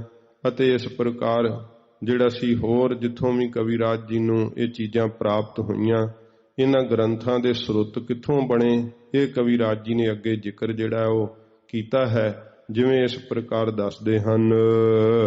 ਮੋਹ ਮਹਿ ਸ਼ਕਤ ਨ ਹੁਤੀ ਵਿਸਾਲਾ। ਆਪਣੀ ਨਿਮਰਤਾ ਦਿਖਾਉਂਦੇ ਹੁਣ ਇਹ ਕਵਿਰਾਜ ਇੱਥੇ ਕਹਿੰਦੇ ਆ, ਮਹਾਰਾਜ ਮੇਰੇ ਵਿੱਚ ਤਾਂ ਇੰਨੀ ਭਾਰੀ ਸ਼ਕਤੀ ਨਹੀਂ ਸੀ ਹੈਗੀ। ਵਦਤ ਲਾਲਸਾ ਰਹੀ ਸੋ ਚਾਲਾ। ਪਰ ਮੇਰੇ ਮਨ ਦੇ ਅੰਦਰ ਲਾਲਸਾ ਜਿਹੜੀ ਸੀ ਨਾ, ਉਹ ਗੁਰੂ ਜੀ ਦੇ ਇਤਿਹਾਸ ਦੇ ਲਿਖਣ ਦੀ ਉਹ ਬਹੁਤ ਜ਼ਿਆਦਾ ਵੱਧਦੀ ਰਹਿੰਦੀ। ਹਰ ਵੇਲੇ ਮਨ ਦੇ ਵਿੱਚ ਇਹ ਖਿਆਲ ਰਹਿੰਦਾ ਕਿ ਸਤਿਗੁਰਾਂ ਜੀ ਦਾ ਪਵਿੱਤਰ ਜੀਵਨ ਇਤਿਹਾਸ ਲਿਖੀਏ। ਆਪਣੀ ਕਥਾ ਆਪ ਬਣਵਾਈ। ਇਹ ਜਿਹੜੀ ਕਥਾ ਹੈ ਸਤਿਗੁਰੂ ਗੁਰੂ ਮਹਾਰਾਜ ਸਾਹਿਬ ਨੇ ਆਪਣੀ ਕਥਾ ਆਪ ਹੀ ਬਣਵਾਈ ਹੈ। ਦਾਸ ਜਾਨ ਮੁਝ ਦਈ ਵਡਾਈ। ਮੈਨੂੰ ਆਪਣਾ ਸੇਵਕ ਜਾਣ ਕੇ ਸੱਚੇ ਪਾਤਸ਼ਾਹ ਜੀ ਮਹਾਰਾਜ ਵਡਿਆਈ ਦਿੱਤੀ ਹੈ। ਇਹ ਇੰਨੇ ਸੋਹਣੇ ਛੰਦਾਬੰਦੀ ਦੇ ਅੰਦਰ ਸੋਹਣੇ ਅਲੰਕਾਰਾਂ ਵਿੱਚ ਸਤਿਗੁਰਾਂ ਜੀ ਦਾ ਇਤਿਹਾਸ ਰਚ ਕਰਕੇ, ਨਹੀਂ ਤੇ ਕੋਈ ਇੱਕ ਦੋ ਕਵਿਤਾ ਲਿਖੇ ਤੇ ਉਹ ਤਾਂ ਮਾਣ ਹੀ ਨਹੀਂ ਉਹਦਾ ਥੱਲੇ ਆਉਂਦਾ। ਐਡਾ ਸੁੰਦਰ ਭਾਰੀ ਖਜ਼ਾਨਾ ਕਵਿਰਾਜ ਜੀ ਨੇ ਪੰਥ ਨੂੰ ਜਿਹੜਾ ਦਿੱਤਾ ਏ, ਸਤਿਗੁਰਾਂ ਜੀ ਦਾ ਪਵਿੱਤਰ ਜੀਵਨ ਇਤਿਹਾਸ। ਫਿਰ ਵੀ ਵੇਖੋ ਕਿੱਡੀ ਨਿਮਰਤਾ ਹੈ। ਕਵਿਰਾਜ ਜੀ ਦੇ ਉਚਾਰਨ ਕੀਤੇ ਹੋਏ ਕਵਿਤ ਸਵਈਏ ਜੇ ਪੜ੍ਹਨੇ ਨਹੀਂ ਆਉਂਦੇ ਤੇ ਉਹ ਕਹਿੰਦੇ ਆ ਕਿ ਭਾਈ ਸੰਤੋਖ ਸਿੰਘ ਜੀ ਨੂੰ ਕੀ ਪਤਾ ਸੀਗਾ। ਇਉਂ ਕਈ ਜਿਹੜੇ ਬਿਲਕੁਲ ਹੀ ਗੁਰਮਤਿ ਤੋਂ ਜਾਣੂ ਹੀ ਨਹੀਂ, ਜੋ ਉਹਨਾਂ ਨੂੰ ਕੋਈ ਸੋਝੀ ਨਹੀਂ, ਕੋਈ ਗਿਆਨ ਨਹੀਂ, ਉਹ ਭਾਈ ਸੰਤੋਖ ਸਿੰਘ ਜੀ ਬਾਰੇ ਕਹਿਣ ਲੱਗ ਜਾਂਦੇ, ਟੀਕਾ ਟਿੱਪਣੀ ਕਰਨ ਲੱਗ ਜਾਂਦੇ ਐ। ਐਡੇ ਵੱਡੇ ਵਿਦਵਾਨ ਹੁੰਦਿਆਂ ਹੋਇਆਂ ਆਪ ਨਿਮਰਤਾ ਨਾਲ ਕਹਿ ਰਹੇ ਆ, ਮੇਰੇ ਵਿੱਚ ਇੰਨੀ ਸ਼ਕਤੀ ਨਹੀਂ ਸੀ ਸੱਚੇ ਪਾਤਸ਼ਾਹ, ਇਹ ਤਾਂ ਤੁਸਾਂ ਮੈਨੂੰ ਆਪਣਾ ਸੇਵਕ ਜਾਣ ਕੇ ਮਹਾਰਾਜ ਵਡਿਆਈ ਦਿੱਤੀ ਹੈ। ਆਪਣੀ ਕਥਾ ਤੁਸਾਂ ਆਪ ਹੀ ਲਿਖਾ ਲਈ ਹੈ। ਸੁਰ ਸਰ ਸਮ ਗੁਰ ਕੀਰਤ ਪਾਵਨ। ਕਹਿੰਦੇ ਗੁਰੂ ਸਾਹਿਬ ਦੀ ਜਿਹੜੀ ਕੀਰਤੀ ਹੈ ਨਾ, ਜਸ, ਇਹ ਤਾਂ ਗੰਗਾ ਦੀ ਤਰ੍ਹਾਂ ਪਵਿੱਤਰ ਹੈ। ਹੁਣ ਪ੍ਰਮਾਣ ਦੇ ਕਰਕੇ ਕਹਿੰਦੇ ਆ ਕੇਵਲ, ਕਿਉਂਕਿ ਮਹਾਰਾਜ ਦੀ ਕੀਰਤੀ ਦੇ ਬਰਾਬਰ ਤਾਂ ਕੋਈ ਵੀ ਚੀਜ਼ ਪਵਿੱਤਰ ਨਹੀਂ। ਤੇ ਪ੍ਰਮਾਣ ਦਿੰਦੇ ਹੋਏ ਕਵਿਰਾਜ ਕਹਿੰਦੇ ਗੰਗਾ ਦੀ ਤਰ੍ਹਾਂ ਪਵਿੱਤਰ ਹੈ ਸਤਿਗੁਰਾਂ ਜੀ ਦੀ ਇਹ ਕੀਰਤੀ, ਮਹਾਰਾਜ ਦੇ ਜਸ ਦੀ ਕਥਾ। ਜਿਸ ਕੇ ਮਿਲੇ ਪਾਪ ਗਨ ਜਾਵਨ।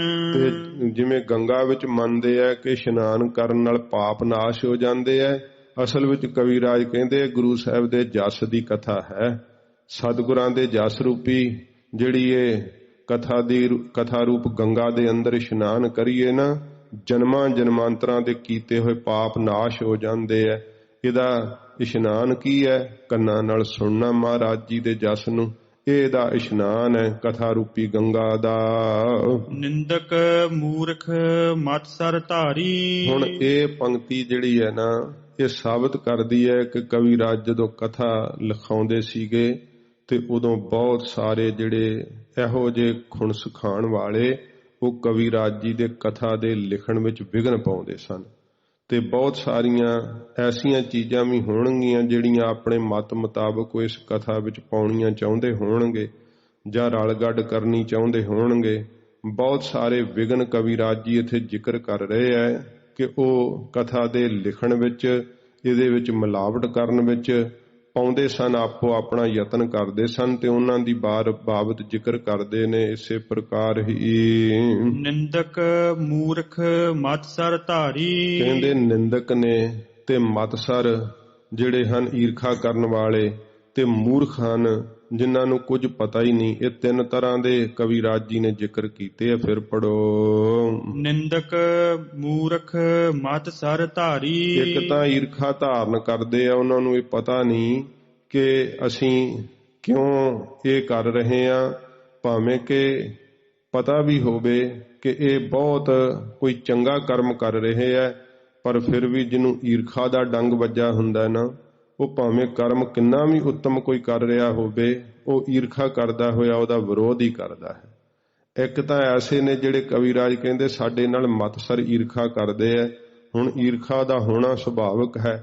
ਕਵਿਰਾਜ ਜਦੋਂ ਆਏ ਆ ਕੈਂਥਲ ਦੇ ਅੰਦਰ, ਰਾਜਾ ਉਦੇ ਸਿੰਘ ਵੱਲੋਂ ਐਡਾ ਜ਼ਿਆਦਾ ਆਪਦਾ ਮਾਣ ਸਤਿਕਾਰ ਹੋਣਾ, ਫਿਰ ਐਡੀ ਜ਼ਿਆਦੀ ਆਪਦੀ ਜਿਹੜੀ ਹੈ ਉਹ ਪ੍ਰਭਤਾ ਵਧਣੀ। ਜਿਹੜੇ ਵੀ ਕੋਈ ਵੱਡੇ ਵੱਡੇ ਵਿਦਵਾਨ ਪੰਡਤ ਆਉਂਦੇ ਸੀ ਉਹ ਹਾਰ ਖਾ ਖਾ ਕੇ ਜਾਂਦੇ ਸੀ, ਭਾਵੇਂ ਕਿ ਆਪ ਤਾਂ ਇਹੋ ਜਿਹਾ ਚਿੱਤ ਨਹੀਂ ਸੀ ਰੱਖਦੇ ਕਿ ਕਿਸੇ ਨੂੰ ਵਿਦਿਆ ਦੇ ਵਿੱਚ ਹਰਾ ਕੇ ਉਹਦੀ ਨਰਾਦਰੀ ਕੀਤੀ ਜਾਵੇ। ਪਰ ਆਪ ਹੀ ਕਈ ਰਾਜੇ ਉਦੇ ਸਿੰਘ ਦੇ ਕੋਲ ਆ ਕੇ ਮੰਗ ਕਰਦੇ ਕਿ ਅਸੀਂ ਤੁਹਾਡੇ ਕਵੀ ਜਿਹੜੇ ਆ ਭਾਈ ਸੰਤੋਖ ਸਿੰਘ ਨਾਲ ਚਰਚਾ ਕਰਨੀ ਹੈ। ਕਵੀ ਜੀ ਨੂੰ ਨੀਵਾਂ ਦਿਖਾਉਣਾ ਚਾਹੁੰਦੇ ਸੀ ਪਰ ਗੁਰੂ ਜੀ ਦੇ ਚਰਨਾਂ ਦਾ ਓਟ ਆਸਰਾ ਲੈ ਕਰਕੇ ਕਵਿਰਾਜ ਉਹਨਾਂ ਨੂੰ ਹਰਾ ਦਿੰਦੇ ਸੀ ਸ਼ਾਸਤਰਾਰਥ ਦੇ ਅੰਦਰ। ਇਉਂ ਵੇਖ ਲਓ ਕਿਹੋ ਜਿਹਾ ਸਮਾਂ ਹੋਵੇਗਾ। ਇਹ ਵੀ ਇੱਥੇ ਜ਼ਿਕਰ ਆਉਂਦਾ ਹੈ ਕਿ ਉਸ ਸਮੇਂ ਵਿੱਚ ਜਿਹੜੇ ਹੈ ਬਹੁਤ ਜ਼ਿਆਦਾ ਜਿਹੜਾ ਸੀ ਉੱਥੇ ਪੰਡਤਾਂ ਦਾ ਪ੍ਰਭਾਵ ਸੀਗਾ। ਭਾਵੇਂ ਕਵਿਰਾਜ ਜਦੋਂ ਇਸ ਗ੍ਰੰਥ ਦੀ ਰਚਨਾ ਕੀਤੀ ਹੈ ਉਹ ਕਿਹੋ ਜਿਹਾ ਮਾਹੌਲ ਹੋਵੇਗਾ ਉਸ ਸਮੇਂ ਦਾ। ਕਵਿਰਾਜ ਨਾਲੇ ਤਾਂ ਗ੍ਰੰਥ ਦੀ ਰਚਨਾ ਕਰਦੇ ਹੈ, ਨਾਲੇ ਈਰਖਾਲੂਆਂ ਦੀ ਈਰਖਾ ਦਾ ਉਹ ਵੀ ਟਾਕਰਾ ਕਰਦੇ ਹੈ, ਨਿੰਦਕਾਂ ਦੀ ਨਿੰਦਾ ਵੀ ਜਿਹੜੀ ਆ ਉਹ ਕਰਦੇ ਹੈ ਤੇ ਸੁਣ ਛੱਡਦੇ ਹੈ। ਮੂਰਖ ਲੋਕਾਂ ਨਾਲ ਵੀ ਕਈ ਵਾਰ ਕਵਿਰਾਜ ਜੀ ਨੂੰ ਜਿਹੜਾ ਉਹ ਟੱਕਰ ਲੈਣੀ ਪੈਂਦੀ ਹੈ। ਉੱਤੋਂ ਕਿਤੇ ਕਿਤੇ ਇਹੋ ਜਿਹੇ ਚਰਚਾ ਦੇ ਦੰਗਲ ਵੀ ਪੈ ਜਾਂਦੇ ਜਿੱਥੇ ਜਾ ਕਰਕੇ ਕਵਿਰਾਜ ਨੂੰ ਚਰਚਾ ਕਰਨੀ ਪੈਂਦੀ ਹੈ। ਵਿਦਿਆਰਥੀ ਪੜ੍ਹਾਉਣੇ ਹੁੰਦੇ ਹੈ, ਕੋਲ ਵਿਦਿਆਰਥੀ ਬੜੇ ਰਿਹਾ ਕਰਦੇ, ਕਵਿਰਾਜ ਉਹਨਾਂ ਨੂੰ ਪੜ੍ਹਾਇਆ ਕਰਦੇ। ਇਹੋ ਜਿਹਾ ਮਾਹੌਲ ਤੇ ਕਵਿਰਾਜ ਕਹਿੰਦੇ ਜਦੋਂ ਗੁਰੂ ਸਾਹਿਬ ਜੀ ਦੀ ਇਹ ਜਸ ਦੀ ਗੰਗਾ ਇਹਦੇ ਵਿੱਚ ਜਿਹੜਾ ਇਸ਼ਨਾਨ ਕਰਦਾ ਉਹਦੇ ਜਨਮਾਂ ਜਨਮਾਂਤਰਾਂ ਦੇ ਪਾਪ ਨਾਸ਼ ਕਰਨ ਵਾਲੀ ਹੈ। ਪਰ ਕਹਿੰਦੇ ਐਸੇ ਨਿੰਦਕ ਲੋਕ ਜਿਹੜੇ ਮਤਸਰ ਈਰਖਾ ਕਰਦੇ, ਨਾਲੇ ਨਿੰਦਾ ਕਰਦੇ ਗੁਰੂ ਜੀ ਦੀ ਬਾਣੀ ਦੀ ਕਥਾ ਦੀ ਜਾਂ ਗੁਰੂ ਜੀ ਦੇ ਪਵਿੱਤਰ ਇਤਿਹਾਸ ਦੀ ਕਥਾ ਦੀ, ਤੇ ਫਿਰ ਕਈ ਮੂਰਖ ਪੁਣੇ ਵਿੱਚ ਹੀ ਆ ਕਰਕੇ ਜਿਹੜਾ ਸੀ ਉਹ ਵਿਰੋਧ ਕਰਦੇ। ਉਹ ਕੈਸੇ ਹਨ?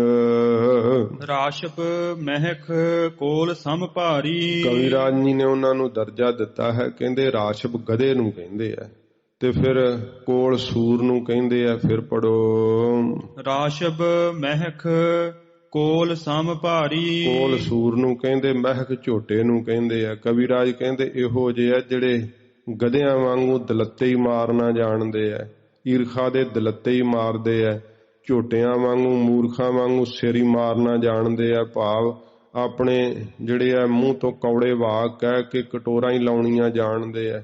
ਇਸ ਪ੍ਰਕਾਰ ਜਿਹੜਾ ਹੈ ਉਹ ਸੂਰਾਂ ਵਾਂਗੂ ਕੀ ਹੈ, ਜਿਵੇਂ ਨਿੰਦਕ ਨਿੰਦਾ ਹੀ ਕਰਦੇ ਰਹਿੰਦੇ ਆ, ਉਹ ਐਵੇਂ ਗੰਦਗੀ ਜਿਵੇਂ ਸੂਰ ਖਾਂਦਾ ਰਹਿੰਦਾ ਹੈ, ਇਵੇਂ ਨਿੰਦਕ ਲੋਕ ਗੁਰੂ ਜੀ ਦੀ ਜਿਹੜੀ ਹੈ ਕਥਾ ਜਸ ਦੀ ਇਹਦੀ ਨਿੰਦਾ ਹੀ ਕਰਦੇ ਰਹਿੰਦੇ ਆ। ਇਹੋ ਜਿਹੇ ਲੋਕ ਹਨ ਜਿਹੜੇ ਇਸ ਪਵਿੱਤਰ ਗੰਗਾ ਦੇ ਅੰਦਰ ਆਪਣੀਆਂ ਮੈਲੀਆਂ ਇੱਛਾਵਾਂ ਦੇ ਮੁਤਾਬਕ ਜਿਹੜੀ ਹੈ ਰਲ ਗੱਡ ਕਰਨੀ ਚਾਹੁੰਦੇ ਸਨ। ਖੌਰੂ ਪਾਏ ਕੁਬਚ ਕਉ ਭਾਵੈ। ਤੇ ਖੌਰੂ ਭਾਵ ਹੈ ਜਿਹੜਾ ਬਹੁਤ ਜ਼ਿਆਦਾ, ਜਿਵੇਂ ਆਪਣੇ ਪੰਜਾਬ ਦੀ ਇਹ ਬੋਲੀ ਹੈ ਕਿ ਮੱਝ ਕਿੱਲੇ ਤੇ ਬੱਝੀ ਹੋਵੇ ਤੇ ਜਿਵੇਂ ਉਹ ਖਾਣ ਨੂੰ ਜਿਹੜੀ ਹੈ ਜਿਵੇਂ ਤੜਫੇ ਜਾਂ ਪਾਣੀ ਪੀਣ ਵਾਸਤੇ ਇੱਧਰ ਉੱਧਰ ਕਿੱਲੇ ਦੇ ਜਦੋਂ ਉਹ ਜਿਹੜੀ ਹੈ ਤੁਰੀ ਫਿਰਦੀ ਹੈ ਤੇ ਉਹਨੂੰ ਕਹਿੰਦੇ ਨੇ ਖੌਰੂ ਪਾਇਆ ਹੈ। ਭਾਵ ਇਹ ਲੋਕ ਜਿਹੜੇ ਸੀ ਕਵਿਰਾਜ ਜੀ ਦੇ ਕਥਾ ਦੇ ਲਿਖਣ ਵਿੱਚ ਇਹੋ ਜਿਹਾ ਖੌਰੂ ਪਾਉਂਦੇ, ਕਦੀ ਰਾਜੇ ਪਾਸ ਸ਼ਿਕਾਇਤ ਕੀਤੀ, ਕਦੇ ਕਿਸੇ ਕੋਲ ਚੁਗਲੀ ਕੀਤੀ, ਕਦੇ ਕਵਿਰਾਜ ਦਾ ਮਨ ਭੰਗ ਕੀਤਾ, ਕਦੇ ਜ਼ੋਰ ਪਾਇਆ ਕਿ ਆਹ ਚੀਜ਼ ਜਿਹੜੀ ਹੈ ਵਿੱਚ ਲਿਖੋ, ਆਹ ਪਾਓ, ਇਹ ਠੀਕ ਵੈ। ਇਸ ਤਰ੍ਹਾਂ ਕਵਿਰਾਜ ਜੀ ਨੂੰ ਪਰੇਸ਼ਾਨੀਆਂ ਦੇ ਸਾਹਮਣੇ ਕਰਨੇ ਪਵੇ। ਇਸ ਪ੍ਰਕਾਰ ਕਵਿਰਾਜ ਦੱਸਦੇ ਹਨ।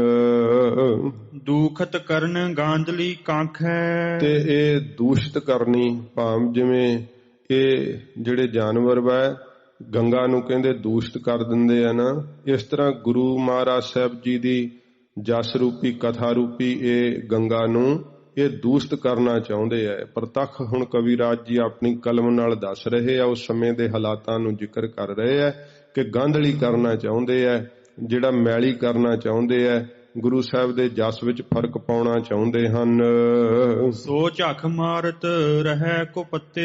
ਪਰ ਦੱਸਦੇ ਹਨ ਕਿ ਉਹ ਝਖਾਂ ਹੀ ਮਾਰਦੇ ਰਹਿ ਗਏ। ਕੁਪੱਤੇ ਝਗੜਾ ਕਰਨ ਵਾਲੇ ਸਦਾ ਝਖਾਂ ਹੀ ਮਾਰਦੇ ਰਹਿ ਗਏ। ਬਿਗ੍ਰਹਿ ਨਹਿ ਕਬਹੂ ਰਸ ਅਤੇ। ਤੇ ਗੁਰੂ ਸਾਹਿਬ ਜੀ ਦੀ ਕਥਾ ਰੂਪੀ ਗੰਗਾ ਜਿਹੜੀ ਆ ਉਹ ਕਦੇ ਵਿਗੜੇਗੀ ਨਹੀਂ। ਸੱਚੇ ਪਾਤਸ਼ਾਹ ਮਹਾਰਾਜ ਆਪ ਕਿਰਪਾ ਕਰਨਗੇ।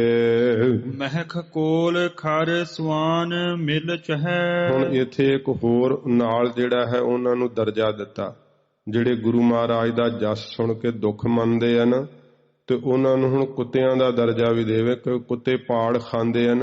ਇਵੇਂ ਜਿਹੜਾ ਗੁਰੂ ਸਾਹਿਬ ਦਾ ਜਿਹਨੂੰ ਜਸ ਨਹੀਂ ਚੰਗਾ ਲੱਗਦਾ ਉਹ ਫਿਰ ਇੱਕ ਦੂਸਰੇ ਨੂੰ ਇਉਂ ਪਾੜ ਖਾਂਦੇ ਆ। ਬਹੁਤਾ ਜ਼ਿਆਦਾ ਉਹਨਾਂ ਦਾ ਸੁਭਾਅ ਜਿਹੜਾ ਹੈ ਐਸਾ ਹੁੰਦਾ ਹੈ ਕਿ ਝਗੜਿਆਂ ਦਾ ਹੀ ਉਹ ਕਾਰਨ ਬਣਦੇ ਆ।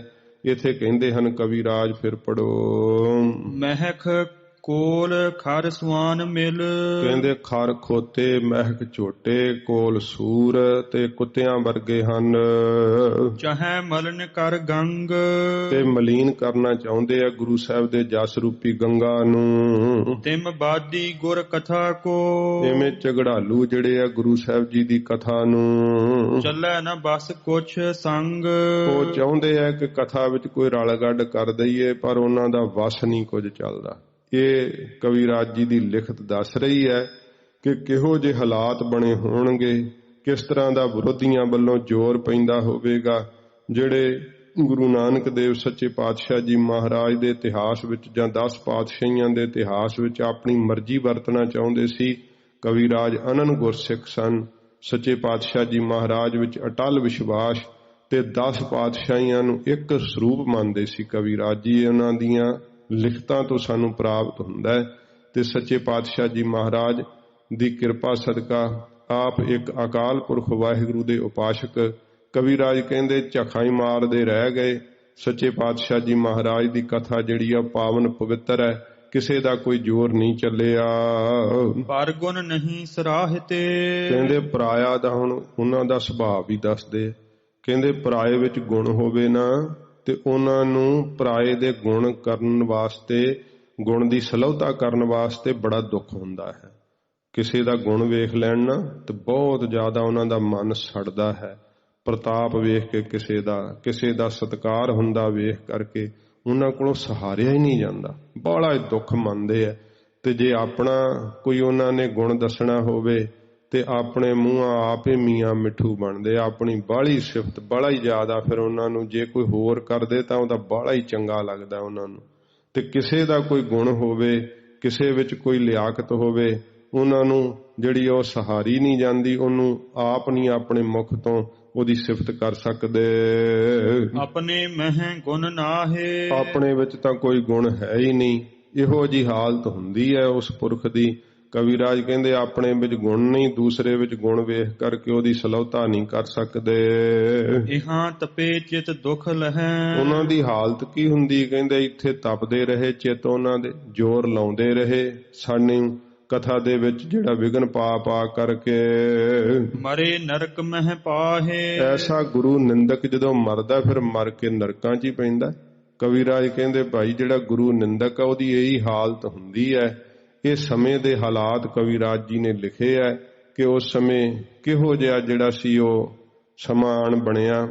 ਤੇ ਜਦੋਂ ਫਿਰ ਹੌਲੀ ਹੌਲੀ ਇਸ ਗ੍ਰੰਥ ਦੀ ਸੰਪੂਰਨਤਾ ਦੇ ਨੇੜੇ ਜਾਂਦਾ ਹੈ ਇਹ ਸ਼੍ਰੀ ਗੁਰਪ੍ਰਤਾਪ ਸੂਰਜ ਗ੍ਰੰਥ, ਜ਼ਿਕਰ ਆਉਂਦਾ ਕਿ ਮਹਾਰਾਜਾ ਉਦੇ ਸਿੰਘ ਸਾਹਿਬ ਨੂੰ ਜਿਹੜਾ ਸੀ ਉਹ ਅਧਰੰਗ ਹੋ ਗਿਆ ਸੀਗਾ। ਤੇ ਮਹਾਰਾਜਾ ਉਦੇ ਸਿੰਘ ਬਹੁਤ ਸਮਾਂ ਜਿਹੜਾ ਸੀ ਉਹ ਮੰਜੇ ਦੇ ਉੱਤੇ ਹੀ ਪਏ ਰਹੇ ਹੈ। ਫਿਰ ਇਤਿਆਦਿਕ ਹੋਰ ਕੋਈ ਬਿਮਾਰੀ ਆ ਕਰਕੇ ਚਿੰਬੜੀ, ਜਿਹਦੇ ਨਾਲ ਮਹਾਰਾਜਾ ਉਦੇ ਸਿੰਘ ਦਾ ਦੇਹਾਂਤ ਹੁੰਦਾ ਹੈ। ਤੇ ਫਿਰ ਜਿਵੇਂ ਫਿਰ ਮਹਾਰਾਜਾ ਉਦੇ ਸਿੰਘ ਜੀ ਚੜ੍ਹਾਈ ਕਰਦੇ ਹੈ, ਅੰਗਰੇਜ਼ ਜਿਹੜੇ ਆ ਇਸ ਰਿਆਸਤ ਨੂੰ ਆਪਣੇ ਕਬਜ਼ੇ ਥੱਲੇ ਕਰਦੇ ਹੈ। ਕੈਂਥਲ ਦੇ ਅੰਦਰ ਲੁੱਟ ਪੈਂਦੀ ਹੈ, ਬਹੁਤ ਜ਼ਿਆਦਾ ਥਾਈਂ ਥਾਈਂ ਨੁਕਸਾਨ ਹੁੰਦਾ ਹੈ। ਕਵਿਰਾਜ ਜੀ ਨੇ ਉਸ ਦਾ ਵੀ ਜ਼ਿਕਰ ਕੀਤਾ ਹੈ।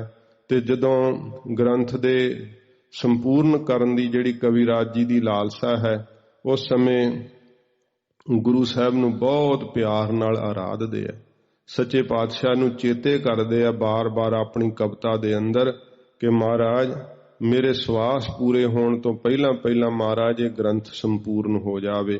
ਕਿਉਂਕਿ ਪਿਛਲੀ ਉਮਰੇ ਕਵਿਰਾਜ ਦਾ ਸਰੀਰ ਬਹੁਤ ਕ੍ਰਿਸ ਹੋ ਗਿਆ ਸੀਗਾ, ਬਹੁਤ ਜਿੱਥੇ ਕਮਜ਼ੋਰ ਸਨ।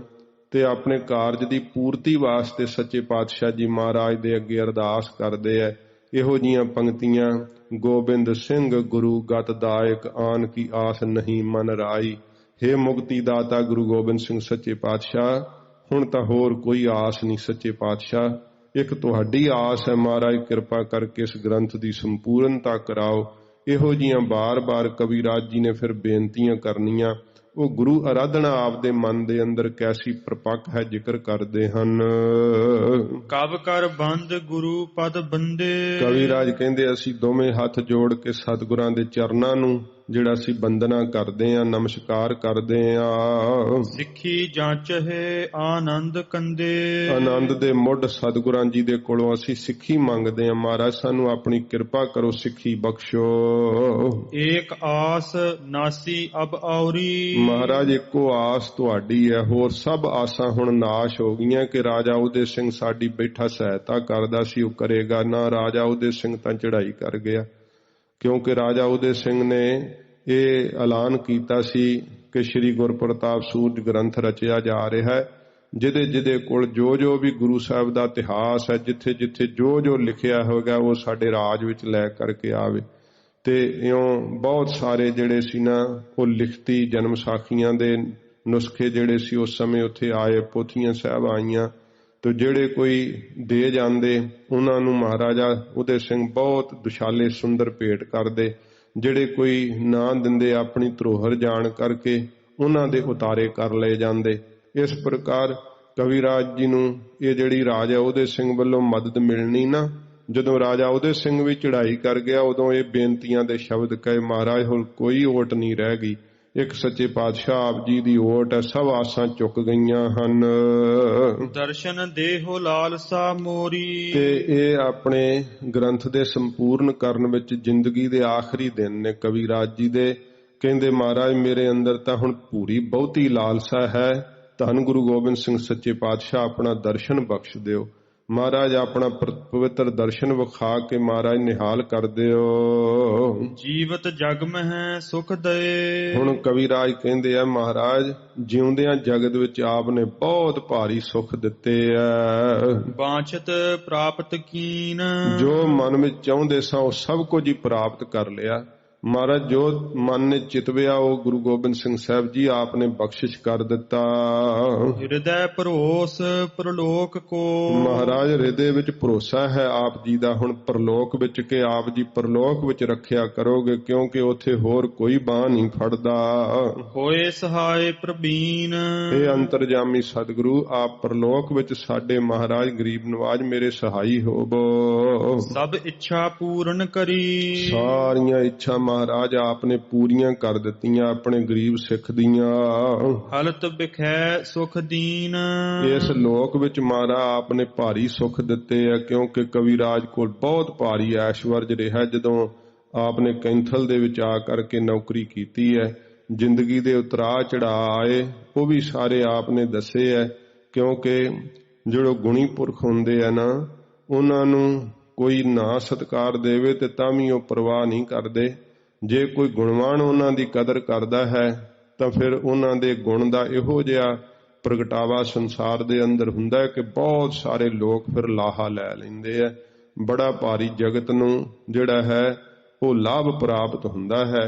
ਇਸ ਪ੍ਰਕਾਰ ਜ਼ਿਕਰ ਕਰਦੇ ਹਨ। ਹਿਰਦੈ ਭਰੋਸਾ ਪਲਤ ਮਹਿ। ਕਹਿੰਦੇ ਮਹਾਰਾਜ ਹਿਰਦੇ ਵਿੱਚ ਭਰੋਸਾ ਤਾਂ ਹੋਰ ਕੋਈ ਨਹੀਂ ਪਰਲੋਕ ਵਿੱਚ ਤੁਹਾਡੇ ਤੋਂ ਬਿਨਾਂ। ਮਹਾਰਾਜ ਪਰਲੋਕ ਵਿੱਚ ਤਾਂ ਤੁਸੀਂ ਹੀ ਰੱਖਿਆ ਕਰੋਗੇ, ਹੋਰ ਕੋਈ ਭਰੋਸਾ ਨਹੀਂ ਹੈ। ਕਰਹਿ ਕਸ਼ਟ ਸਭ ਸ਼ੀਨ। ਸਾਰੇ ਮਹਾਰਾਜ ਤੁਸੀਂ ਸਾਡੇ ਕਸ਼ਟ ਜਿਹੜੇ ਦੁੱਖ ਸੀ ਸ਼ੀਨ ਕਰ ਦਿੱਤੇ, ਨਾਸ਼ ਕਰ ਦਿੱਤੇ। ਜਿਨਹੁ ਗੁਰਨ ਲੱਖੋ ਨਿਸਤਾਰੇ। ਜਿਨ੍ਹਾਂ ਸਤਿਗੁਰਾਂ ਜੀ ਨੇ ਲੱਖਾਂ ਨੂੰ ਗਿਣੇ ਹੀ ਨਹੀਂ ਜਾ ਸਕਦੇ, ਜਿਨ੍ਹਾਂ ਨੂੰ ਇਸ ਸੰਸਾਰ ਤੋਂ ਤਾਰਿਆ। ਜੁਗ ਲੋਕਨ ਸੁਖ ਦਇਓ ਉਦਾਰੇ। ਦੋਹਾਂ ਲੋਕਾਂ ਦਾ ਭਾਰੀ ਸੁੱਖ ਮਹਾਰਾਜ ਆਪ ਨੇ ਬਖਸ਼ਿਸ਼ ਕੀਤਾ ਆਪਣੇ ਸਿੱਖਾਂ ਨੂੰ। ਮਹਿਮਾ ਮਹਾ ਮਹਾਨ।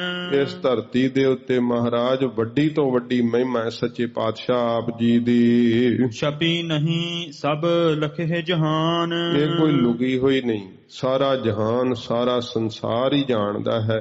ਇਹ ਕਵਿਰਾਜ ਨੇ ਆਪਣੇ ਅੰਤਲੇ ਸਮੇਂ ਵਿੱਚ ਨਾ ਗ੍ਰੰਥ ਦੀ ਸੰਪੂਰਨਤਾ ਕਰਕੇ ਤੇ ਇਹ ਮਹਾਰਾਜ ਦੇ ਅੱਗੇ ਬੇਨਤੀਆਂ ਕੀਤੀਆਂ, ਬਹੁਤ ਜ਼ਿਆਦੀਆਂ ਜੋਦੜੀਆਂ ਕੀਤੀਆਂ ਤੇ ਫਿਰ ਗ੍ਰੰਥ ਦੀ ਸੰਪੂਰਨਤਾ ਹੋਣੀ। ਗ੍ਰੰਥ ਸੰਪੂਰਨ ਕਰਕੇ ਫਿਰ ਕਵਿਰਾਜ ਨੇ ਆਖਰੀ ਯਾਤਰਾ ਸੱਚਖੰਡ ਸ੍ਰੀ ਹਰਿਮੰਦਰ ਸਾਹਿਬ ਜੀ ਦੀ ਕੀਤੀ ਹੈ। ਕਵਿਰਾਜ ਜੀ ਦਾ ਅਸਥਾਨ ਗਿਆਨੀ ਭਾਈ ਸਾਹਿਬ ਸਿੰਘ ਜੀ ਨੇ ਦੱਸਿਆ ਹੈ ਕਿ ਉੱਥੇ ਕਵਿਰਾਜ ਦਾ ਅਸਥਾਨ ਹੈ। ਫਿਰ ਉਹਨਾਂ ਨੇ ਜਾ ਕਰਕੇ ਵੀ ਚੰਗੀ ਤਰ੍ਹਾਂ ਕੋਖ ਕੀਤੀ ਤੇ ਉਹ ਅਸਥਾਨ ਜਿਹੜਾ ਉਹ ਸੇਵਾ ਦੇਖਣੋਂ ਅੱਜ ਵੀ ਜਿਹੜਾ ਹੈ ਉਹ ਵਾਂਝਾ ਪਿਆ ਹੈ। ਉੱਥੇ ਬੜੀ ਸੇਵਾ ਦੀ ਲੋੜ ਹੈ, ਖੰਡਰਾਟ ਬਣ ਚੁੱਕੇ ਹੈ। ਕਵੀਰਾਜ ਜੀ ਦਾ ਉਹ ਅਸਥਾਨ ਜਿੱਥੇ ਕਵੀਰਾਜ ਜਾ ਕਰਕੇ ਠਹਿਰਿਆ ਕਰਦੇ ਸਨ। ਆਪ ਨੇ ਜਦੋਂ ਅੰਮ੍ਰਿਤਸਰ ਸਾਹਿਬ ਆਉਣਾ ਕੀਤਾ, ਸੱਚਖੰਡ ਸ੍ਰੀ ਹਰਿਮੰਦਰ ਸਾਹਿਬ ਜੀ ਦੇ ਸਿੰਘ ਸਾਹਿਬ ਜੀ ਨੇ ਆਪ ਜੀ ਦਾ ਬਹੁਤ ਭਾਰੀ ਮਾਣ ਸਤਿਕਾਰ ਕੀਤਾ। ਉਸ ਸਮੇਂ ਇਹ ਸ੍ਰੀ ਗੁਰਪ੍ਰਤਾਪ ਸੂਰਜ ਗ੍ਰੰਥ ਜੋ ਹੈ ਇਹ ਗਿਆਨੀ ਗੁਰਮੁਖ ਸਿੰਘ ਜੀ ਨੂੰ, ਜੋ ਕਵੀਰਾਜ ਜੀ ਦੇ ਗੁਰ ਭਾਈ ਵੀ ਹਨ, ਗਿਆਨੀ ਗੁਰਮੁਖ ਸਿੰਘ ਜੀ ਗਿਆਨੀ ਸੰਤ ਸਿੰਘ ਜੀ ਦੇ ਪੁੱਤਰ ਹੋਏ ਹੈ ਤੇ ਉਹਨਾਂ ਦੇ ਸਪੁਰਦ ਆਪ ਨੇ ਕੀਤਾ ਹੈ। ਨਾਲੇ ਕਵੀਰਾਜ ਜੀ ਨੇ ਪੂਰਾ ਇਸ ਦੇ ਅੰਦਰ ਪੰਥ ਨੂੰ ਅਧਿਕਾਰ ਦਿੱਤੇ ਹੈ ਕਿ ਜੇ ਕੋਈ ਸਾਡੇ ਕੋਲੋਂ ਭੁੱਲ ਹੋ ਗਈ, ਚੁੱਕ ਹੋ ਗਈ, ਤਾਂ ਪੰਥ ਜਿੱਥੇ ਗੁਣੀ ਜਨ ਚਾਹਣ ਆਪਣੀ ਮਰਜ਼ੀ ਨਾਲ ਇਸ ਨੂੰ ਠੀਕ ਕਰ ਲੈਣ। ਇਹ ਕਵੀਰਾਜ ਜੀ ਨੇ ਜ਼ਿਕਰ ਕੀਤਾ ਹੈ। ਕਿਹਾ ਕਿ ਗੁਰੂ ਸਾਹਿਬ ਦਾ ਸੰਪੂਰਨ ਜਸ ਤਾਂ ਕੋਈ ਕਹਿ ਨਹੀਂ ਸਕਦਾ। ਸੱਚੇ ਪਾਤਸ਼ਾਹ ਜੀ ਮਹਾਰਾਜ ਦਾ ਜਸ ਤਾਂ ਵੱਡੇ ਤੋਂ ਵੱਡਾ ਹੈ ਤੇ ਮਨੁੱਖ ਦੀ ਮੱਤ ਅਧੂਰੀ ਹੈ, ਸਤਿਗੁਰੂ ਜੀ ਪੂਰੇ ਹਨ। ਇਸ ਤਰ੍ਹਾਂ ਇਹ ਨਿਮਰਤਾ ਦੇ ਕਵੀਰਾਜ ਜੀ ਨੇ ਵਾਕ ਕਹੇ ਹੈ। ਬੜਾ ਵੱਡਾ ਵਡਮੁੱਲਾ ਖਜ਼ਾਨਾ ਕਵੀਰਾਜ ਜੀ ਨੇ ਪੰਥ ਨੂੰ ਦਿੱਤਾ ਹੈ। ਤੇ ਇਸ ਜਿਸ ਸਮੇਂ ਜ਼ਿਕਰ ਆਉਂਦਾ ਹੈ ਕਿ ਕਵੀਰਾਜ ਜੀ ਨੇ ਜਦੋਂ ਇਹ ਗ੍ਰੰਥ ਭੇਟ ਕੀਤਾ ਹੈ, ਉਸ ਸਮੇਂ ਮਹਾਰਾਜਾ ਸ਼ੇਰ ਸਿੰਘ ਦਾ ਜਿਹੜਾ ਹੈ ਉਹ ਸੰਧਾਵਾਲੀਆਂ ਵੱਲੋਂ ਕਤਲ ਹੋਣਾ, ਇਸ ਪ੍ਰਕਾਰ ਫਿਰ ਧਿਆਨ ਸਿੰਘ ਡੋਗਰੇ ਦਾ ਮਾਰਿਆ ਜਾਣਾ, ਹੀਰਾ ਸਿੰਘ ਡੋਗਰੇ ਨੇ ਇਹ ਲੰਮੀ ਵਿਥਿਆ ਸਾਰੀ, ਫਿਰ ਜਦੋਂ ਰਾਜ ਸੰਭਾਲਣਾ ਤੇ ਗੁੱਸੇ ਵਿੱਚ ਆ ਕਰਕੇ ਫਿਰ ਜਿਹੜਾ ਸੀ ਗਿਆਨੀ ਗੁਰਮੁਖ ਸਿੰਘ ਜੀ ਨੂੰ ਉਹ ਕਾਰਨ ਸਮਝਦਾ ਸੀ ਕਿ ਆਪਣੇ ਪਿਤਾ ਧਿਆਨ ਸਿੰਘ ਡੋਗਰੇ ਨੂੰ ਜਿਹੜਾ ਹੈ ਉਹ ਗਿਆਨੀ ਗੁਰਮੁਖ ਸਿੰਘ ਜੀ ਨੇ ਹੀ ਸੰਧਾਵਾਲੀਆਂ ਨੂੰ ਪ੍ਰੇਰਿਆ ਸੀਗਾ ਕਿ ਆਪਣੇ ਭਰਾ ਨੂੰ ਮਾਰਨ ਲੱਗਿਆ ਸੰਧਾਵਾਲੀਓ ਤੁਹਾਡੇ ਹੱਥ ਨਹੀਂ ਕੰਬੇ, ਹੁਣ ਦੁਸ਼ਟ ਨੂੰ ਸੋਧਣ ਲੱਗਿਆ ਜਿਹਨੇ ਸਭ ਖਾਲਸਾ ਰਾਜ ਦੀਆਂ ਨੀਹਾਂ ਖੋਖਣੀਆਂ ਕਰ ਦਿੱਤੀਆਂ। ਇਹ ਧਿਆਨ ਸਿੰਘ ਡੋਗਰੇ ਨੂੰ ਮਰਵਾਇਆ ਵੀ ਫਿਰ ਗਿਆਨੀ ਗੁਰਮੁਖ ਸਿੰਘ ਜੀ ਨੇ ਸੀਗਾ। ਤੇ ਇਹ ਫਿਰ ਹੀਰਾ ਸਿੰਘ ਦਾ ਕੋਪ ਜਿਹੜਾ ਸੀ ਗਿਆਨੀ ਗੁਰਮੁਖ ਸਿੰਘ ਜੀ ਨੂੰ ਝੱਲਣਾ ਪਿਆ। ਗਿਆਨੀ ਗੁਰਮੁਖ ਸਿੰਘ ਜੀ ਨੂੰ ਜਿਹੜਾ ਸੀ ਸ਼ਹੀਦ ਕਰ ਦਿੱਤਾ ਗਿਆ ਪਕੜ ਕਰਕੇ। ਆਪ ਜੀ ਦਾ ਪਰਿਵਾਰ ਜਿਹੜਾ ਸੀ ਇਉਂ ਲੁਧਿਆਣੇ ਵੱਲ ਨੂੰ ਇੱਥੋਂ ਚਲਿਆ ਗਿਆ। ਉਸ ਸਮੇਂ ਜਿਹੜਾ ਗਿਆਨੀ ਸੰਤ ਸਿੰਘ ਜੀ ਦਾ ਪੁਸਤਕਾਲਿਆ ਸੀਗਾ ਉਹ ਸਾਰਾ ਹੀ ਜਿਹੜਾ ਸੀਗਾ ਉਹ ਹੀਰਾ ਸਿੰਘ ਡੋਗਰੇ ਨੇ ਲਾਹੌਰ ਮੰਗਵਾਇਆ, ਉਹ ਵੀਰਾਨ ਕਰ ਦਿੱਤਾ। ਉਸ ਦਾ ਕੀ ਕੀਤਾ ਉਸ ਦੇ ਕੋਈ ਤੱਥ ਨਹੀਂ ਮਿਲੇ। ਉਸ ਵਿੱਚ ਹੀ ਕਵੀਰਾਜ ਜੀ ਦਾ ਸ੍ਰੀ ਅਕਾਲ ਤਖਤ ਸਾਹਿਬ ਤੇ ਭੇਟ ਕੀਤਾ ਹੋਇਆ ਸ੍ਰੀ ਗੁਰਪ੍ਰਤਾਪ ਸੂਰਜ ਗ੍ਰੰਥ, ਹੋਰ ਬਹੁਤ ਸਾਰੇ ਹਵਾਲੇ ਆਉਂਦੇ ਹੈ। ਜਿਵੇਂ ਇਸ ਪ੍ਰਕਾਰ ਕਵੀਰਾਜ ਫਿਰ ਜ਼ਿਕਰ ਕਰਦੇ ਹੈ ਸੱਚੇ ਪਾਤਸ਼ਾਹ ਜੀ ਮਹਾਰਾਜ ਨੂੰ ਮਨਾਉਂਦੇ ਹੋਏ। ਕਵੀਰਾਜ ਜੀ ਨੇ ਜਦੋਂ ਇਹ ਗ੍ਰੰਥ ਭੇਟ ਕੀਤਾ, ਵਾਪਸ ਆਪ ਜੀ ਜਦੋਂ ਫਿਰ ਕੈਂਥਲ ਆਏ ਹਨ ਤਾਂ ਇਸ ਪ੍ਰਕਾਰ ਬਹੁਤ ਸਾਰੀ ਕੈਂਥਲ ਦੇ ਅੰਦਰ ਜਿਹੜੀ ਹੈ ਲੁੱਟ ਹੋਣੀ, ਉਸ ਦਾ ਵੀ ਜ਼ਿਕਰ ਕਵੀਰਾਜ ਜੀ ਨੇ ਆਪਣੇ ਇਸ ਗ੍ਰੰਥ ਦੇ ਅੰਦਰ ਕੀਤਾ ਹੈ। ਅੱਗੇ ਜਿਵੇਂ ਜ਼ਿਕਰ ਆ ਰਿਹਾ ਸਰਵਣ ਕਰੋ। ਭੂਲ ਜੋ ਚੂਕ ਭਈ ਹਮ ਤੇ ਗੁਰ। ਇਹ ਸੱਚੇ ਪਾਤਸ਼ਾਹ ਦੇ ਅੱਗੇ ਬੇਨਤੀ ਕਰਦੇ ਆ। ਕਵੀਰਾਜ ਕਹਿੰਦੇ ਆ ਕਿ ਮਹਾਰਾਜ ਜੋ ਸਾਡੇ ਕੋਲੋਂ ਭੁੱਲ ਹੋ ਗਈ, ਕਿਤੇ ਅਸੀਂ ਚੁੱਕ ਗਏ ਹੋਈਏ, ਆਪ ਜੀ ਦੀ ਮਹਾਰਾਜ ਵੱਡੀ ਹੈ ਸਿਫਤ, ਸੱਚੇ ਪਾਤਸ਼ਾਹ ਆਪ ਦੀ ਵਡਿਆਈ ਵੱਡੀ ਹੈ। ਜੇ ਸਾਡੇ ਕੋਲੋਂ ਕੋਈ ਗਲਤੀ ਹੋ ਗਈ ਹੋਵੇ, ਕਿੰਕਰ ਸੇ ਤੁਮ ਤੇ ਬਖਸ਼ਾਵਤ। ਮਹਾਰਾਜ ਸੱਚੇ ਪਾਤਸ਼ਾਹ ਅਸੀਂ ਸੇਵਕ ਹਾਂ ਨਾ, ਤੇ ਮਹਾਰਾਜ ਕਿਹਦੇ ਕੋਲੋਂ ਬਖਸ਼ਾਉਣਾ ਹੈ? ਆਪ ਦੇ ਕੋਲੋਂ ਹੀ ਬਖਸ਼ਾਉਣਾ ਨਾ। ਸੱਚੇ ਪਾਤਸ਼ਾਹ ਜੀ ਕਿਰਪਾ ਕਰਕੇ ਮਹਾਰਾਜ ਸਾਨੂੰ ਆਪਣਾ ਸੇਵਕ ਜਾਣ ਕੇ ਬਖਸ਼ ਦਿਓ। ਲਾਜ ਰੱਖੋ ਨਿਜ ਨਾਮੇ ਕੀ। ਮਹਾਰਾਜ ਆਪਣੇ ਨਾਮ ਦੀ ਲਾਜ ਰੱਖ ਲਓ, ਕਿਉਂਕਿ ਮਹਾਰਾਜ ਅਸੀਂ ਤੁਹਾਡੇ ਅਖਵਾਉਂਦੇ ਹਾਂ। ਸਿੱਖ ਮੈਂ ਤੁਮਰੋ ਜਗ ਮਾਹੇ ਕਹਾਵਤ। ਜਗਤ ਵਿੱਚ ਮਹਾਰਾਜ ਮੈਂ ਆਪ ਜੀ ਦਾ ਸਿੱਖ ਕਹਾਉਣਾ ਹਾਂ। ਮਹਾਰਾਜ ਸੱਚੇ ਪਾਤਸ਼ਾਹ ਕਿਰਪਾ ਕਰਕੇ ਆਪਣੇ ਨਾਮ ਦੀ ਲਾਜ ਰੱਖ ਲਓ। ਤੂੰ ਬਖਸ਼ੰਦ ਸਦਾ ਸੁਖਦਾਇਕ। ਮਹਾਰਾਜ ਤੁਸੀਂ ਬਖਸ਼ਿੰਦ ਹੋ, ਸਦਾ ਹੀ ਸੁੱਖਾਂ ਦੇ ਦੇਣ ਵਾਲੇ ਹੋ। ਮੋਹ ਮਨ ਨਾਹੇ ਵਿਸ਼ੈ ਛੁਟਕਾਵਤ। ਮਹਾਰਾਜ ਮੇਰਾ ਮਨ ਜਿਹੜਾ ਉਹ ਵਿਸ਼ਿਆਂ ਨੂੰ ਨਹੀਂ ਛੱਡਦਾ। ਬੇਨਤੀ ਰੂਪ ਵਿੱਚ ਵੇਖੋ ਆਪਣੇ ਮਨ ਦੀ ਵਿਥਿਆ ਕਹਿੰਦੇ ਆ ਕਵੀਰਾਜ। ਭਾਵੇਂ ਕਿ ਇਹਨਾਂ ਸਾਰੀਆਂ ਚੀਜ਼ਾਂ ਤੋਂ ਕਵੀਰਾਜ ਛੁੱਟ ਚੁੱਕੇ ਹੈ, ਫਿਰ ਵੀ ਸਾਨੂੰ ਬੇਨਤੀਆਂ ਕਰਨ ਦੀ ਜਾਚ ਦੱਸਦੇ ਐ। ਮਹਾਰਾਜ ਦੇ ਅੱਗੇ ਬੇਨਤੀਆਂ ਕਰੀਏ, ਸੱਚੇ ਪਾਤਸ਼ਾਹ ਸਾਡਾ ਮਨ ਜਿਹੜਾ ਵਿਸ਼ਿਆਂ ਨੂੰ ਨਹੀਂ ਛੱਡਦਾ। ਲੋਹ ਤੇ ਹੇਮ ਰੰਡ ਤੇ ਚੰਦਨ। ਮਹਾਰਾਜ ਇਹ ਤੁਹਾਨੂੰ ਲਾਜ ਹੈ ਨਾ, ਕਿਉਂਕਿ ਪਾਰਸ ਨੂੰ ਪਰਸ ਕੇ ਲੋਹਾ ਜਿਹੜਾ ਲੋਹਾ ਨਹੀਂ ਰਹਿੰਦਾ, ਕੰਚਨ ਬਣ ਜਾਂਦਾ ਹੈ। ਤੇ ਮਹਾਰਾਜ ਚੰਦਨ ਨੂੰ ਪਰਸ ਕੇ ਇਰੰਡ ਨਹੀਂ ਰਹਿੰਦੀ, ਉਹ ਤਾਂ ਚੰਦਨ ਬਣ ਜਾਂਦੀ ਹੈ। ਇਹ ਸੱਚੇ ਪਾਤਸ਼ਾਹ ਆਪ ਨੂੰ ਲਾਜ ਹੈ ਨਾ ਮਹਾਰਾਜ। ਹਾਂ ਤਾਂ ਅਸੀਂ ਲੋਹੇ ਵਰਗੇ ਨਿਕੰਮੇ, ਹਾਂ ਤਾਂ ਇਰੰਡ ਵਰਗੇ ਨਿਕੰਮੇ ਮਹਾਰਾਜ। ਲੋਹੇ ਵਰਗੇ ਇਉਂ ਪਾਪਾਂ ਕਰਕੇ ਭਾਰੀ ਹੋ ਗਏ, ਇਰੰਡ ਵਰਗੇ ਸੱਚੇ ਪਾਤਸ਼ਾਹ ਕੌੜੇ ਆ, ਵਿਸ਼ਿਆਂ ਦੀ ਚਕੜਤਣ ਭਰੀ ਹੋਈ ਹੈ। ਪਰ ਮਹਾਰਾਜ ਤੁਹਾਡੇ ਕੋਲ ਜੂ ਵਸਦੇ ਆ। ਹੁਣ ਚੰਦਨ ਦੇ ਕੋਲ ਵਸਦੀ ਹੋਈ ਇਰੰਡ ਜਿਹੜੀ ਆ ਉਹ ਚੰਦਨ ਨੂੰ ਲਾਜ ਆ ਉਹਨੂੰ ਚੰਦਨ ਕਰਨ ਦੀ। ਮਹਾਰਾਜ ਤੁਹਾਡੇ ਕੋਲ ਵਸਦੇ ਇਸ ਕਰਕੇ ਸਾਡੇ ਅੰਦਰੋਂ ਵਿਸ਼ਿਆਂ ਦੀ ਕੁੜੱਤਣ ਦੀ ਜ਼ਹਿਰ ਮਾਰ ਕੇ ਆਪਣੀ ਭਗਤੀ ਦੀ ਚੰਦਨ ਦੀ ਖੁਸ਼ਬੂ ਪਾ ਦਿਓ ਸੱਚੇ ਪਾਤਸ਼ਾਹ। ਲੋਹੇ ਵਰਗੇ ਨਿਕੰਮੇ ਆ ਮਹਾਰਾਜ, ਕਿਰਪਾ ਕਰਕੇ ਸੋਨੇ ਵਰਗੇ ਸੁੱਧ ਕਰ ਦਿਓ, ਆਪਣੇ ਸਰੂਪ ਦਾ ਗਿਆਨ ਮਹਾਰਾਜ ਬਖਸ਼ ਦਿਓ। ਇਹ ਮਹਾਰਾਜ ਤੁਹਾਨੂੰ ਕੋਲ ਵਸੇ ਦੀ ਲਾਜ ਆ ਗਰੀਬ ਨਵਾਜ। ਅਸੀਂ ਆਪ ਦੇ ਚਰਨਾਂ ਵਿੱਚ ਵਸਦੇ ਹਾਂ। ਮਾਨੁਖ ਤੇ ਸੁਰ ਤੂੰ ਹੀ ਬਨਾਵਤ। ਮਹਾਰਾਜ ਤੁਸੀਂ ਹੋ ਜਿਹੜਾ ਮਨੁੱਖ ਤੋਂ ਸੁਰ ਦੇਵਤੇ ਬਣਾ ਦੇਣ ਵਾਲੇ ਹੋ ਸੱਚੇ ਪਾਤਸ਼ਾਹ। ਛਿਨ ਮਾਤਰ ਸਮੇਂ ਦੇ ਅੰਦਰ ਐਸੀ ਵੱਡੀ ਬਖਸ਼ਿਸ਼ ਦੇ ਆਪ ਕਰਨ ਵਾਲੇ ਹੋ। ਇਹ ਕਵੀਰਾਜ ਬੇਨਤੀਆਂ ਪੂਰਵਕ ਮਹਾਰਾਜ ਸਾਹਿਬ ਜੀ ਦੇ ਅੱਗੇ ਇਹ ਸਭ ਕੁਝ ਜਾਚਨਾ ਕੀਤੀ ਹੈ। ਹੁਣ ਜਿਨ੍ਹਾਂ ਗ੍ਰੰਥਾਂ ਨੂੰ ਸਰੋਤ ਬਣਾ ਕਰਕੇ ਕਵੀਰਾਜ ਜੀ ਨੇ ਇਤਿਹਾਸ ਲਿਖਿਆ ਹੈ ਅਤੇ ਜਿਹੜਾ ਸ਼੍ਰੀ ਨਾਨਕ ਪ੍ਰਕਾਸ਼ ਗ੍ਰੰਥ ਹੈ ਉਹ ਭਾਈ ਬਾਲਾ ਜੀ ਦੇ ਮੁਖ ਤੋਂ ਜਿਹੜਾ ਹੈ ਉਹ ਕਹਾਇਆ ਕਵੀਰਾਜ ਜੀ ਨੇ, ਤੇ 10ਵੇਂ ਪਾਤਸ਼ਾਹ ਜੀ ਦਾ ਪਵਿੱਤਰ ਇਤਿਹਾਸ ਜਿਹੜਾ ਹੈ ਉਹ ਕਵੀਰਾਜ ਭਾਈ ਰਾਮ ਕੋਇਰ ਜੀ ਜੋ ਹੋਏ ਹੈ ਉਹਨਾਂ ਦੇ ਮੁਖ ਤੋਂ, ਜਿਵੇਂ ਉਹਨਾਂ ਨੂੰ ਬਖਤਬ ਕਰਨ ਵਾਲੇ ਕਹਿ ਕਰਕੇ ਤੇ ਕਵੀਰਾਜ ਪੋਥੀਆਂ ਦਾ ਹਵਾਲਾ ਦੇਣਗੇ। ਅਤੇ ਜਿਸ ਤਰ੍ਹਾਂ ਸ੍ਰੀ ਗੁਰਪ੍ਰਤਾਪ ਸੂਝ ਗ੍ਰੰਥ ਦੀ ਬਾਬਤ ਕਿ ਕਿਵੇਂ ਕਿਵੇਂ ਇਸ ਦੇ ਅਸੀਂ ਤੱਥ ਜਿਹੜੇ ਉਹ ਪ੍ਰਾਪਤ ਕੀਤੇ ਹੈ, ਤੋ ਸਿਗਾ ਮੰਨ ਕੇ ਅੱਜ ਦੇ ਦੀਵਾਨ ਵਿੱਚ ਇਹ ਕਵੀਰਾਜ ਦੇ ਜਿਹੜੇ ਹੈ ਉਹ ਜੀਵਨ ਤੇ ਸ੍ਰੀ ਗੁਰਪ੍ਰਤਾਪ ਸੂਝ ਗ੍ਰੰਥ ਬਾਰੇ, ਸ੍ਰੀ ਨਾਨਕ ਪ੍ਰਕਾਸ਼ ਗ੍ਰੰਥ ਬਾਰੇ ਜੋ ਹਵਾਲੇ ਦਿੱਤੇ ਉਹ ਸੰਪੂਰਨ ਹੋਣ, ਪਰ ਅੱਜ ਸੰਪੂਰਨ ਨਹੀਂ ਹੋ ਸਕੇ ਤੇ ਕੱਲ ਦੀ ਕਥਾ ਵਿੱਚ ਆਪਾਂ ਸੰਪੂਰਨਤਾ ਕਰਾਂਗੇ। ਪਰਸੋਂ ਫਿਰ ਸ੍ਰੀ ਨਾਨਕ ਪ੍ਰਕਾਸ਼ ਗ੍ਰੰਥ ਦੀ ਜਿਹੜੀ ਕਥਾ ਹੈ ਉਹ ਆਰੰਭ ਹੋ ਜਾਵੇਗੀ। ਸੱਚੇ ਪਾਤਸ਼ਾਹ ਜੀ ਮਹਾਰਾਜ ਕਿਰਪਾ ਕਰਨ, ਹੋਈਆਂ ਭੁੱਲਾਂ ਬਖਸ਼ ਲੈਣੀਆਂ ਜੀ। ਤੂੰ ਬਖਸ਼ੰਦ ਸਦਾ ਸੁਖਦਾਇਕ, ਮੋਹ ਮਨ ਨਾਹੇ ਵਿਸ਼ੈ ਛੁਟਕਾਵਤ। ਲੋਹ ਤੇ ਹੇਮ ਇਰੰਡ ਤੇ ਚੰਦਨ, ਮਾਨੁਖ ਤੇ ਸੁਰ ਤੂੰ ਹੀ ਬਨਾਵਤ। ਵਾਹਿਗੁਰੂ ਜੀ ਕਾ ਖਾਲਸਾ, ਵਾਹਿਗੁਰੂ ਜੀ ਕੀ ਫਤਿਹ। ਅਚੁੱਤ ਹੈ ਪਾਰ ਬ੍ਰਹਮ, ਅਬਿਨਾਸੀ ਅਗਨਾਸ਼। ਹੇ ਪੂਰਨ ਹੈ ਸਰਬ ਮੈਂ, ਦੁਖ ਭੰਜਨ ਗੁਣ ਤਾਸ। ਹੇ ਸੰਗੀ ਹੈ ਨਿਰੰਕਾਰ, ਹੈ ਨਿਰਗੁਣ ਸਭ ਟੇਕ। ਹੇ ਗੋਬਿੰਦ ਹੈ ਗੁਣ ਨਿਧਾਨ, ਜਾ ਕੈ ਸਦਾ ਵਿਵੇਕ।